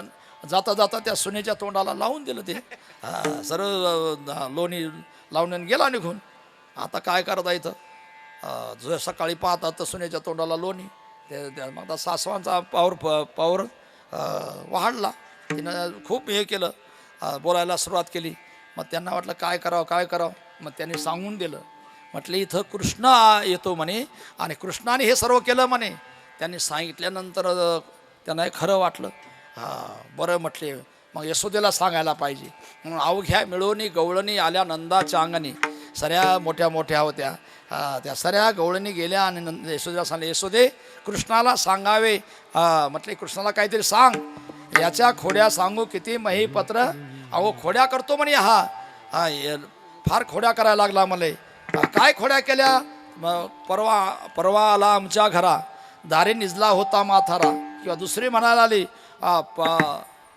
परवा आला आमच्या घरा दारी निजला होता माथारा. घेऊन ताकाचा डेरा फोडीला सैरा त्यावर. दुसरी पहिली आली धावत यानं ग बाई काय केली मात. मुखाशी मुखचुंबन देत गळ्यामध्ये हात घालीत. तिसरी आली धावोनी यानं ग बाई काय केली करणी. पतीची दाढी माझी वेणी दोईची गाठ देवोनी. अशा प्रकारचा हा खोड्या करायला लागला. म्हटले एक गवळण बिचारी सकाळच्या पारी अष्टदळ काढून अंगणी. अष्टदळ नावाची रांगोळी काढत होती. हा आला म्हटले त्याशिवाय आमच्या घरापूर चालला. म्हणले काय करते म्हणे. काय करते म्हटले. म्हणले अरे अष्टदळ मी रांगोळी काढते. मी काढू का म्हणले मला काढता येते रांगोळी. ती म्हणले आता असेल म्हटले. मला कौतुक वाटलं. म्हणजे काढ चला तर काय केलं म्हणे. अष्टदळ काढिले अंगणी वरी मुथे चक्र पाणी यांनी रिंगण लावलं असं आणि गेला ठोकून. म्हटले अशा नाना प्रकारच्या खोड्या त्या गवळीनं सांगायला सुरुवात केलेली आहे. अशा वेळा त्या सऱ्यांच्या खोड्या ऐकल्या. ऐसे ऐकून गारहाने यशोदे नैनी आले पाणी. कृष्णा खोड्या दे टाकोनी एका जनार्दने चरणे. त्यांनी सांगले की गवळणी हो आज बस मला माहीत झालं. आजपासून म्हटले हा काय तुमच्याकडं कुठेही येणार नाही. काळजी करू नका. आता मी त्याला म्हटले शासन करते म्हटले शिक्षा करते म्हटले. त्यावेळा मग त्या गवळे निघून गेले आहेत आणि मग आईनं शिक्षा करायला ठरवलं. कृष्णा तुला शिक्षा म्हटले. काय शिक्षा. उद्या जाई वना सवे घेऊन गोधना. तुम्ही गाया घेऊन सारे गोपाळी रानात या. तुम्ही गाया घेऊन सारे गोपाळी रानात या. तुम्ही गाया घेऊन सारे गोपाळ रानात या. तुम्ही गाया घेऊन सारे गोपाळ रानात या. रानात या तुम्ही रानात या. रानात या तुम्ही रानात या. रानात या तुम्ही रानात या. रानात या तुम्ही रानात या. तुम्ही गाया घेऊन सारे गोपाळी रानात या. तुम्ही गाया घेऊन सारे गोपाळी रानात या. तुम्ही गाया घेऊन सारे गोपाळ रानात या. तुम्ही गाया घेऊन सारे गोपाळ रानात या. अशा प्रकारे आईनं शिक्षा म्हणजे त्याला सांगितलं की आता जाई तू राना सवे घेऊन गोधना. म्हणजे आता उद्यापासून शाळेत जायचं. गवळ्यांची शाळा म्हणजे गाई वळणं. त्याप्रमाणे आता गाई घेऊन जायचं म्हटले. म्हणजे एकटा नाही गोपाळासह जायचं म्हणले. तुम्ही सर्वांनीच खोड्या केल्या आहेत म्हटले. सर्वांनी जायचं. मग भगवंताने गाई गोपाळ सवंगडे वना घेऊन या जाय खेळे नंदाचा काना. भगवान सऱ्या गोपाळ सवंगड्यांना घेऊन कुठं रानात गेला. आता या गवळणीबद्दल त्यांचा रुसवा होतात की या गवळणीनं म्हटले काय केलं आपल्याला रानात पाठवलं म्हणे. याने जर शिकायत केली नसती खोड्या सांगितल्या नसत्या तर आपल्याला रानात यायची पाळी आली नसती. परंतु आली म्हटले. आता जर फक्त म्हणे आता ती गवळण एखादी आपल्या नजरे पडू द्या म्हणे. यांनी म्हणे काडी लावली म्हणे. यांनी चहाडी लावली म्हणे. तेव्हा आईनं आपल्याला शिक्षा दिली. गोपाळ त्या ठिकाणी खेळत आहेत. भगवान आपले दररोज बासरी वाजीत जायचे बासरी वाजायचे. ह्या गवळणीने म्हणे म्हटला बाहेर काढणं. आता म्हटले यांचा खेळच करायचा. बस भगवंतानी सकाळी आपल्या घरापासून निघाल्यानंतर मग मोठी गल्ली आहे. तुम्ही गोकुळाला गेले असते तर तुम्हाला ती आजही गल्ली दिसेल. नंदाबाबाच्या घरापासून ती मोठी गल्ली आहे. त्या गल्लीतून भगवान बासरी वाजवायला लागले. बासरी वाजीत जायचे आणि ज्या गवळणच्या कानावर सूर पडला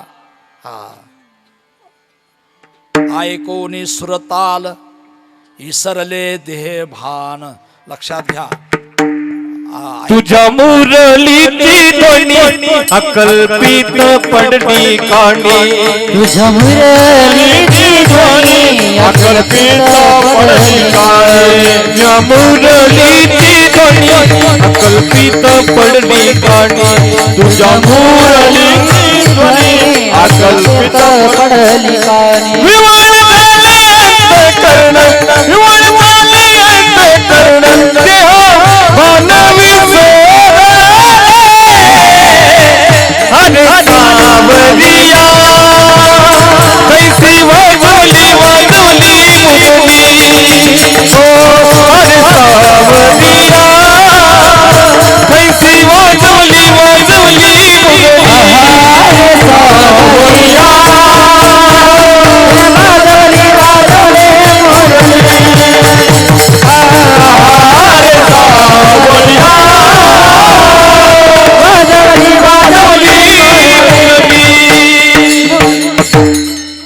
तुझ्या मुरलीचा सुरतान विसरले देह भान.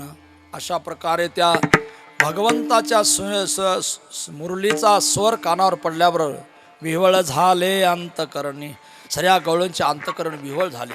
आता सकाळचा टाईम, कोणी भांडे घासतंय तर कोणी दही लावतंय, कोणी माठ, कोणी काय करतंय तर काय करतंय, हे सकाळचा धंदा. कोणी कोणी ज्या सूर्यवंश होत्या त्या बिचाऱ्या दातवण करीत होत्या. आळशी का म्हणे आळशी देवापाशी नसावी. मग त्या काही आता दात घासत होत्या. आता यांनी जर ज्यावेळा ते मुरली वाजवली, सर्वाच्या अंतकरण देह भान विसरल्यानं आता ते मिसरी, आता त्या काळात असल म्हणा ज्या अर्थी मिसरी नाव आले त्याशी, त्या मिसरी हिंदीमध्ये काय म्हणतात, खडीसाखरला म्हणतात. परंतु मिसरी आपल्या लोकांना पाठ आहे. तंबाखाची असती, तंबाखू जाळून केलेली मिसरी असते. मी दात घासायचे असतात. आता ती दात घासण्याकरता ती मिसरी असायची. मग तो इकडं स्वर अंगावर कानावर पडल्याबरोबर त्याला समजलंच नाही मी काय करते ते. बरं असं म्हटलं आहे. आणि काजळ जे आहे ना डोळ्याला लावायचं असते. मिसरी दातात घासायची अशी. आणि आणखी काय बऱ्याच अशा गोष्टी येतात की त्या करायच्या, सऱ्या त्या विसरल्यामुळं. नाको मे मिसरी. आता नाकात मिसरी गेल्यावर तर काय काही सुगंध आहे का तो? मोठा ठसका बसला. घरातले त्या सरांनी विचारलं, अगं काय कसला ठसका बसला? म्हटले काय आहे मला, काय नाही. आणि मग पाहिलं की मिसरी नाकात कोंबू राहिली. अगं म्हणे येडी झाली का? म्हटले मिसरी दाताला लावायची असती म्हटले. ते मला समजलंच नाही म्हणे ते स्वर ऐकल्यावर. दुसरे बिचारी आंघोळ बिंघोळ करून पूर्वीच्या काळामध्ये काजळ लावत असत. त्याबरोबर ते काजळ लावायच्या कानो मे काजळ, ते कानातच काजळ लावायला लागली. आता घरातल्यांनी येड्यात काढलं ना. अगं म्हणे काय झालं? म्हणले काजळ डोळ्याला लावायचं असते, कानाला कुठं का लावायचं असते. अशा प्रकारचे प्रत्येक गवळणीचा सराज व्यवहार बिघडला. एक गवळण आपलं घुसळण केलं, मडकं आता ते घुसळण झालेलं आहे, सर्व झालं आहे. त्या ताकाचं म्हणा लोण्याचं काय असेल ते मडकं वर ठेवायच्या ऐवजी तिकडं बासरीचा सूर कानावर पडला की तिथं ते सर्व बिघडलं त्याचं. ते आता तिनं ते मडकं होतं, मडकं जे होतं ना ते तिथं शिंक्यावर ठेवायचं होतं. ते मडकं ठेवायच्या ऐवजी त्याची पोरगी तिथं जवळच होती. त्या पोरीलाच उचललं ते ठेवलं शिंक्यावर आणि ते मडकं घेतलं कडेवर आणि झाली तिकडं त्या बासरीच्या स्वराने. ते घरातले सासू म्हणते का काय येडं लागलं का काय? म्हटले पोरीला शिंक्यावर ठेवलं बघलं. अगं बाई मला काय झालं का ठाऊ म्हणे. म्हणजे अशा प्रत्येक गवळींचा व्यवहार सरा बदलला. सऱ्या भगवान म्हटले. आणि मग सर्वांनी सांगलं की हे कृष्णाशिवाय कोणीच काय केलं नाही अशा प्रकारे. आणि एक दिवस एक गवळण म्हटली, बरं म्हटले हा जातोय मी रानात आणि हा इथं अशा आमच्या सरा व्यवहारात असा चपढप करतो. आता मी जाऊन त्याला जाब विचारणे म्हणे, जाब विचारणार म्हणे. आणि म्हणून एक गवळण निघाली. गवळण निघाल्यानंतर मग आपले पाण्याच्या निमित्तानं घेतला हंडा आणि चाली पाण्याला. भगवान श्रीकृष्णाला माहीत होतं की तसं बोलण्यानं कोणी ऐकत नाही. आणि सोरा आपल्या मुरलीकर मात्र एक ताकद असे आहे की तिला देह भान विसरवण्याचं. मग त्या गवळणीला पाहिलं तिथं तळपत चालती, हंडा पाण्यात भरला चालली. आणि त्याप्रमाणे पुन्हा आल्यानंतर भगवंतानी बासरी वाजवायला सुरुवात केली. बासरी वाजवल्या तो सूर कानावर पडल्याबरोबर देह भान विसरली आणि तशीच उभी राहिली. डोक्यावर हंडा आहे आणि तशी एकटक उभी राहिली. तिला काय कोणकडे जावं ते बी कळना, काहीच कळना. मग आता काय करावं. आता त्यावेळेला मग त्या ठिकाणी गोपाळही होते, गोपाळही पाहत होते. गवळण सकाळपासून उभी राहिली. आता म्हटले 12:15 12:30 वाजता आले, कारण लेट झालं. आता थेटच करतो आता तुमचं काम. लेट झाले ना तुम्ही, आता लेट केलं यांनी, काय करणार आहे. मी तर बरोबर 10 वाजता आलो, मग यांनी 11 वाजता चालू केलं. एक 10-15 मिनटांनी मी आटपतो. असं त्याप्रमाणे त्या गवळण आता सकाळपासून इथं उभी आहे म्हणून गोपाळांना कुतूहल वाटलं. त्या गोपाळामध्ये जे जे होते अवतार तुका त्याचे बरोबर तुकोबाराय बी होते त्या काळामध्ये, त्या गोपाळामध्ये. कारण जे जे अवतार झाले तुकोबारा त्यांच्याबरोबरच असायचे देवाबरोबर. तर त्या गाद्या गोपाळ रूपानं होतेच. त्या तुकोबाऱ्यांना दया आली. सकाळपासून उभी आहे, ऊन कळकळते, आता काय करावं म्हणून भगवान आपले तुकोबाराय गुपचूप बाजूने जाऊन त्या गवळणजवळ गेले आणि सांगितलं, गवळणी काय करते म्हटले. सकाळपासून उभी आहे, घरी जायचं नाही का म्हटले. ती गवळण तिने गवळणने पाहिलं, डोळे उघडले, पाहते तर तुकोबार आहे, म्हणजे अर्थात ते गोपाळ आहे. त्यांनी विचारल्याबरोबर ती गवळण काय म्हटली आणि काय संवाद झाला तुकोबारांचा तिचा, तो संवाद या अभंगाच्या. हरिने माझे हरिले चित्त, हरिले चित्त, हरिने माझे हरिले चित्त, हरिले चित्त, हरिने माझे हरिले चित्त, हरिले चित्त, हरिने माझे हरिले चित्त, हरिले चित्त. हो हरिने माझे हरिले चित्त, हरिले चित्त, हरिने माझे हरिले चित्त, हरिले चित्त, हरिने माझे हरिले चित्त, हरिले चित्त, हरिने माझे हरिले चित्त, हरिले चित्त. हो बारा विठ्ठल विसरले, बारा विठ्ठल विसरले, हो बारा विठ्ठल विसरले, बारा विठ्ठल विसरले. हो आता कैसी जाऊ घरा, जाऊ घरा, आता कैसी जाऊ घरा, जाऊ घरा, आता कैसी जाऊ घरा, जाऊ घरा, आता कैसी जाऊ घरा, जाऊ घरा,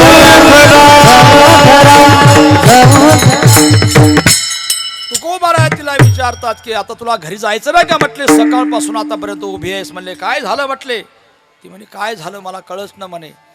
या समोर आहे ना तो हरी, हा कृष्ण आहे.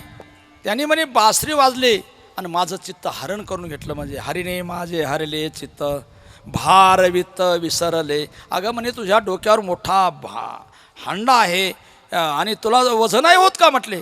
नाही मी ते भार विसरले म्हणे. माझ्या डोक्यावर काय आहे मला मी सर्व विसरले आहे. वित्त म्हणजे मी कोण आहे हे मला विसरलं, माझं काय आहे हे विसरलं. म्हटले भार वित्त विसरले. आणि आता म्हटले मी द्या भानावर नाही म्हटले, मला काय कुठं जाऊ काय कळेच ना म्हणे.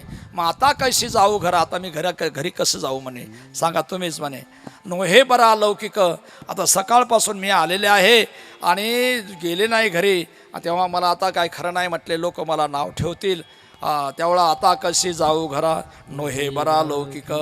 म्हटले मग निरोप देऊ का घरी.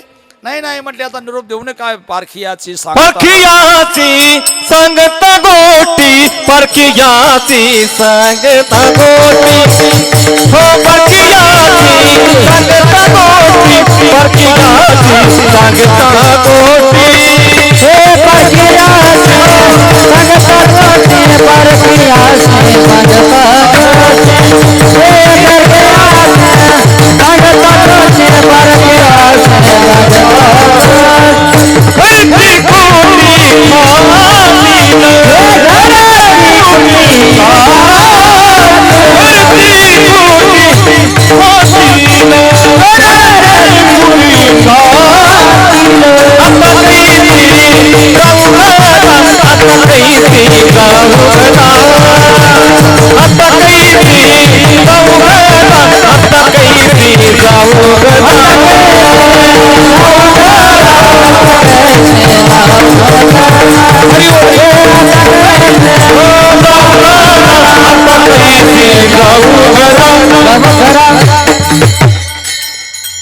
ती गवळण म्हणते आता मी घरा कसे जाऊ म्हटले.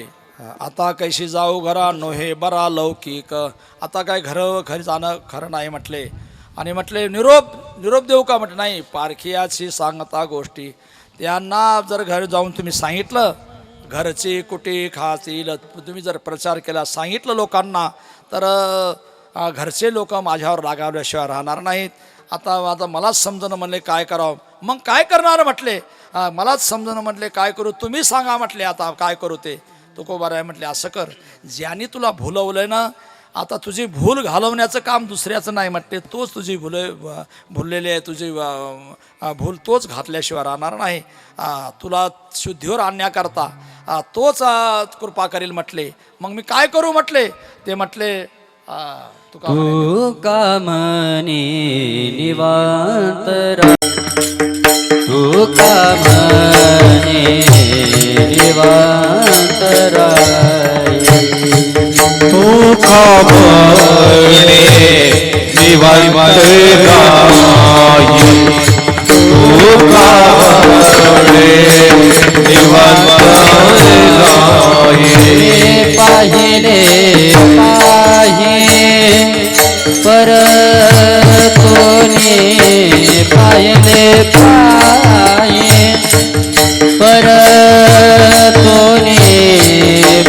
परतोने, आता कैसे जाऊ घरा, आता कैसे जाऊ घरा.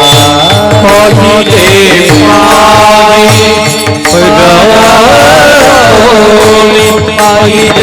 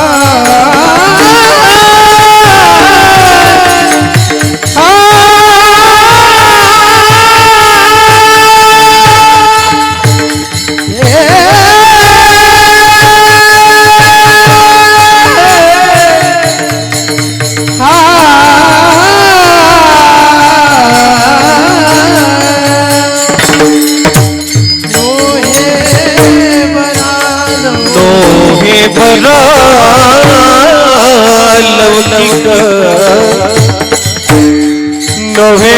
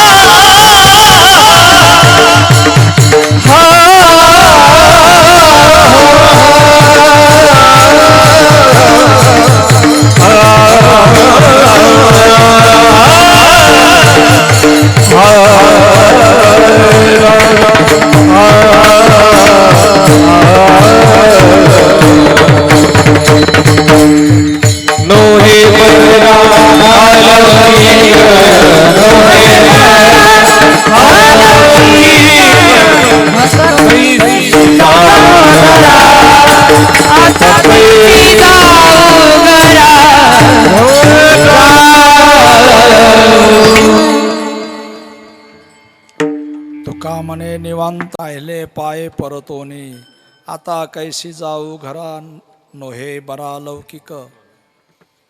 शेवटच्या चरणात तुकाराम महाराज म्हणतात त्या गवळणीला, अगं बाई म्हटले आता तू जाऊ नको, कुठं काही करू नको, विचार करू नको म्हटले, निवांत राहा, जिथं आहेस ना तिथंच निवांत राहा.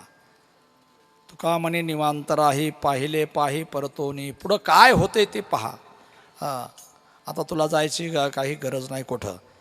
आता हा सरळा अभंगाचा भावार्थ झालेला आहे. याचा थोडसा आध्यात्मिक अर्थ असा आहे, हे हा ध्वनी निर्माण होतो तीच आणि तो स्वर असतो एक, आणि तो स्वर कानावर पडला की देह विसरले देह भान, साधक हा देह भान सर्व विसरतो, त्याला काय करावं ते समजत नाही. पण ज्या वेळेला अशा अवस्थेमध्ये तो साधक आपल्या स्थिर असताना एखाद्या असा गुरु महाराज म्हणा, कोणी असे संत म्हणा, ज्या वेळेला त्यांना हे कळालं की बाबा या साधकाची ही अवस्था झालेली आहे, त्यावेळा ते साधक ते गुरु महाराज त्या ठिकाणी येऊन त्याला सावध करतात. अरे म्हणे तुझी ही अवस्था का झालेली बाबा, कसं काय झालं ते म्हणते मला काही समजत नाही. त्यावेळेला ते गुरु महाराजांना किंवा त्या साधकाला आपल्या साधूला किंवा त्या संतांना सांगितल्यानंतर साधू संत सांगतात की बाबा रे, हे जे बासरी आहे ना, हा हा ध्वनी आहे, तुझ्या जीवनातला केंद्रबिंदू आहे. हा ध्वनी कान पडला की लक्षात घ्या तुझे पाप ताप दैन्य जाये उठाउठी झाली या भेटी हरिदासाची. भगवंताची भेटी होण्याचं, भगवंताचं दर्शन होण्याचं एक द्योतक आहे. आता तुझं जीवन कृतार्थ होणार आहे. आता तू एकच कर, आता तुला तो ध्वनी प्राण झालेला आहे आणि आता तू जसा आहेस, जी साधना चालू आहे तशी साधना ठेव, तुला भगवंताचं दर्शन झाल्याशिवाय राहणार नाही. पाहिले पाही परतोनी, आता तू काय कर, पुढं काय होतं ते पहा. आतापर्यंत भगवंताच्या कृपेने इथपर्यंत आलास तू, आता तशाच पद्धतीने तू साधना करीत राहा, ते ऐकत राहा, श्रवण करीत राहा, मुखाने नामस्मरण करीत राहा. आणि म्हणजे काय होईल की पुढं काय होईल ते पहा. म्हणजे काय होणार नाही, म्हणजे भगवत दर्शन तुला होईल. आणि भगवंताचं दर्शन झालं, तुका म्हणे जन्म आल्याचे सार्थक, विठ्ठलाची एक देखिलिया, त्या भगवंताला पाहिले की तुझ्या जीवनाचं सार्थक होईल. अशा प्रकारचा इत्यर्थ या अभंगाचा लक्षात घ्या. गुडार्थ आहे, म्हणजे आध्यात्मिक पारमार्थिक अर्थ आहे. आणि गवळणच्या रूपानं ते तुकोबरायांनी या ठिकाणी वर्णन केलेलं आहे. झालेली सेवा भगवतचरणी समर्पित करतो. आज काल्याचं कीर्तन आहे, म्हणून हे गवळणचं किंवा गोपाळांचं कृष्णाचं वर्णन करायला सांगितलं आहे. चरित्र ते उच्चारावे केले देवे गोकुळी. आणि हे जर आपण श्रवण केलं तर श्रवणाचे मिसे बैसावे येऊनी, साम्राज्य भुवनी सुखी नांदी. या श्रवणाचंच फल आपल्याला असं आहे, महान फल आहे. म्हणून भगवान श्रीकृष्णाचं चरित्र हे श्रवण केलंच पाहिजे. आणि काल्याच्या कीर्तनात्म हे दंडक आहे, म्हणजे त्यांना आदेशच आहे की बाबा चरित्र ते उच्चारावे, भगवंताचं चरित्र अवश्य उच्चारलं पाहिजे, तरच ते काल्याचं कीर्तन किंवा काला होऊ शकतो. कारण ज्या भगवंताने काला केला आहे त्याचं चरित्र सांगितल्यानंतर भगवान प्रसन्न होतो, भगवान त्या ठिकाणी हजर होतो. तेथे असे देवोभा जैसे समचरणाची शोभा, त्या ठिकाणी भगवान येतो आणि तो काल्याचा प्रसाद आपल्या हाताने सर्वांना देतो. दिसत नसला तरी भगवंताचाच प्रसाद कोणाच्या हाताने जरी आला तर त्याचाच हात समजून तो प्रसाद आपण भावनेनं श्रद्धेनं सेवन करायचा असतो. आपलं जीवन कृतार्थ झाल्याशिवाय राहणार नाही. एवढंच या अभंगाच्या माध्यमातून आपल्यापुढं ठेवायचं आहे. सालाबादप्रमाणे अखंड हरिनाम सप्ताह 9 वर्षापासून चालू आहे. आसनी परिवार आहे, अनेक भाविक भक्त आहेत. या भाविक भक्तांच्या माध्यमातून हा चालू आहे आणि आनंदात यावर्षी बी हा पार पडलेला आहे. आणि जाता जाता आणखी एक तुम्हाला सांगायचं की या शिर्डी माझे पंढरपूर, साईबाबा रमावर. साईबाबा हा परमात्मा आहे आणि लक्षात त्याचं तो ज्या ठिकाणी आहे ते पंढरपूर आहे. आणि म्हणून हे पंढरपूर सार्थक व्हावं म्हणून या ठिकाणी जसं आपल्या पंढरपूरला हरिनामाचा असं म्हटलं आहे, हरिनामाचा ते गजर असतो. पंढरपूर दुमदुमली पंढरी, हरिनामानं दुमदुमली पंढरी असती. हमेशा परिक्रमा, त्याप्रमाणे भजन कीर्तन अशा प्रकारचं सर्व त्या ठिकाणी चालत असतं. तसं या ठिकाणीसुद्धा चालू झालेलं आहे. आनंदाची बाब आहे. म्हणून साईबाबांच्या शताब्दीपासून हे सर्व काही कार्यक्रम सुरू झालेले आहेत. त्यापैकीचे हा एक कार्यक्रम आहे. म्हणून या शिर्डीला पंढरपूर हे नाव सार्थक करण्याकरता अशा कार्यक्रमाचा उपक्रम होणं गरजेचं आहे. त्यामध्ये अनेक संपूर्ण चारही कोपऱ्याला चार सप्ताह होत असतात. आता हा झाल्यानंतर आताच लगेच किती तारीख 13 तारखेपासून आश्रमात देखील आता ह्या दक्षिणेचा आहे. आता पश्चिमेला कुठं आहे आश्रमामध्ये 13 तारखेपासून पारायण कीर्तन हे सर्व काही कार्यक्रम त्या ठिकाणी आहेत. ज्या भाविकांना पारायणला यायचं असेल त्यांनी येऊ शकता. सर्वच कार्यक्रमाला सर्वांनी त्या ठिकाणी यायचं आहे.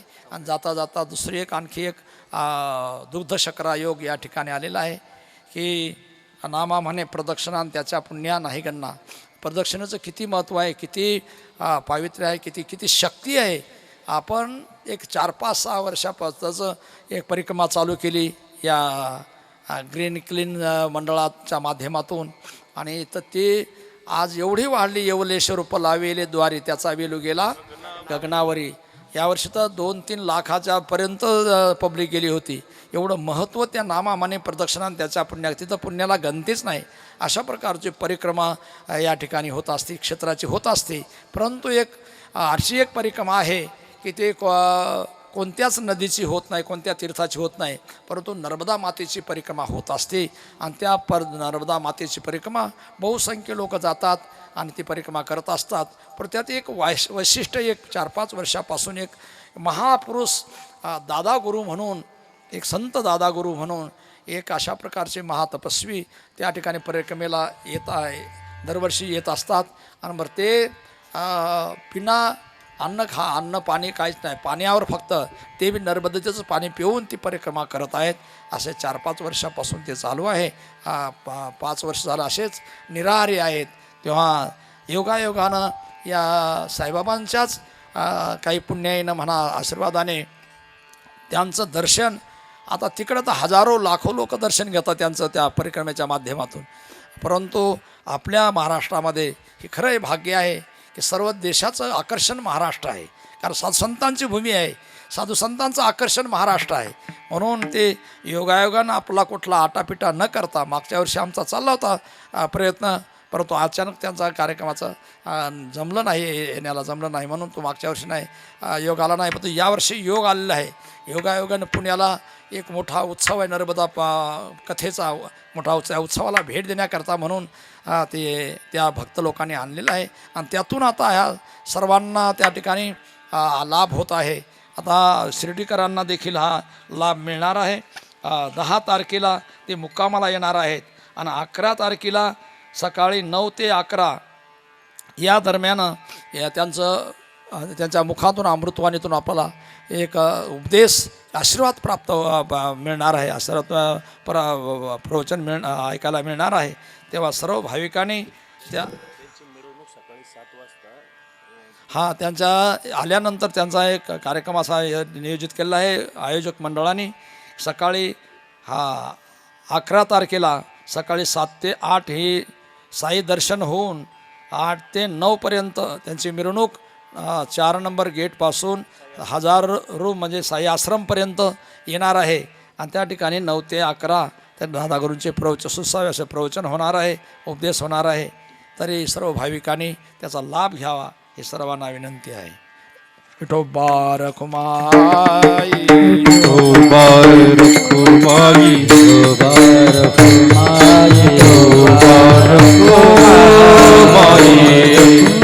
विठोबा रखुमाई विठोबा रखुमाई विठोबा रखुमाई विठोबा रखुमाई विठोबा रखुमाई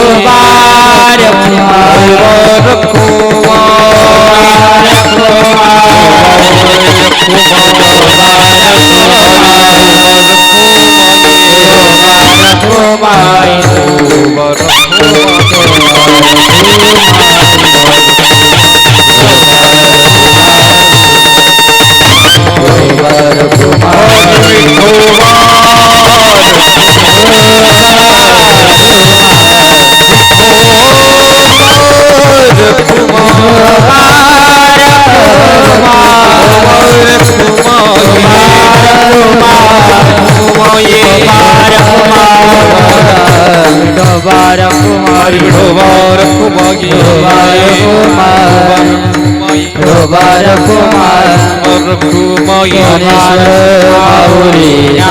ज्ञानेश्वर माऊली ज्ञानेश्वर माऊली ज्ञानराज माऊली ज्ञानेश्वर माऊली ज्ञानराज माऊली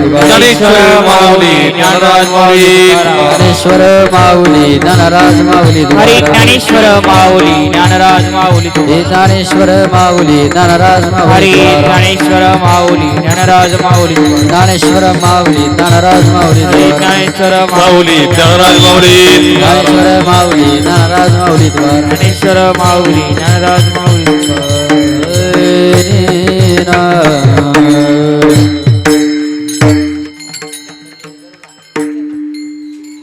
विठाला जय जय विठाला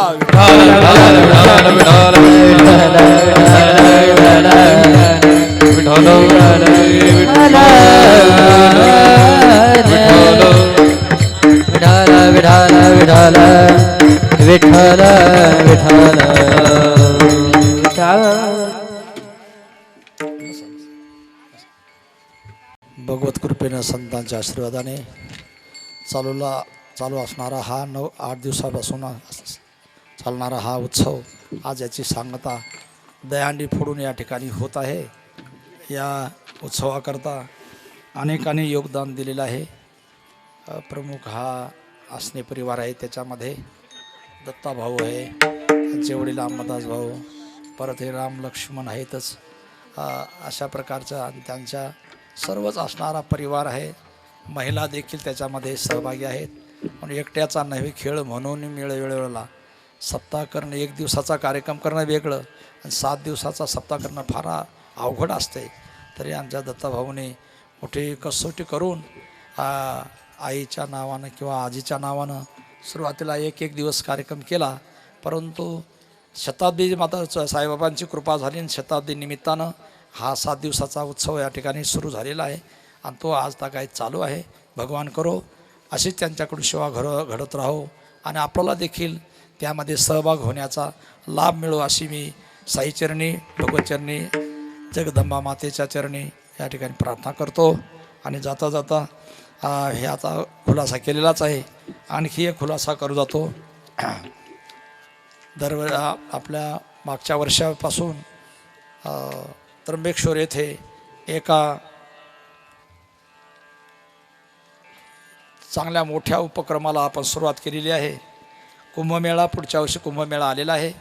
त्या कुंभमेळ्याच्या निमित्तानं त्र्यंबकेश्वरला जो आश्रम आहे त्याची सुधारणा करावी या दृष्टीनं काही आपल्या समितीच्या वतीनं किंवा भक्तलोकाच्या वतीनं चर्चा करून त्या ठिकाणी माऊलीचं मंदिर आणि हरिपाठ मंदिर असं बांधायचं त्या ठिकाणी ठरलं. आता माऊलीचं मंदिर आळंदीला माऊलीचं मंदिर आहे, परंतु त्या ठिकाणी हरिपाठ मंदिर कुठंच नाही आहे.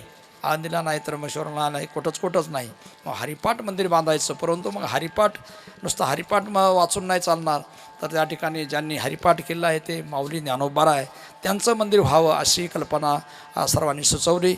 म्हणून माऊलीसह हरिपाठ मंदिर त्या ठिकाणी बांधायचं ठरलं आणि त्या मंदिराला मागच्या वर्षी सुरुवात झाली तर आजपर्यंत ते मंदिर आपलं बरंचसं काही काम झालेलं आहे. बांधकाम झालेलं आहे, बहुतेक आता प्लास्टर चालू आहे. बाकीचे फिनिशिंग काय जे असलं कलाकृती वगैरे सिंहासनं वगैरे बरंचसं काम राहिलं आहे. पण 70% काम झालं आहे, 30% राहिलेलं आहे.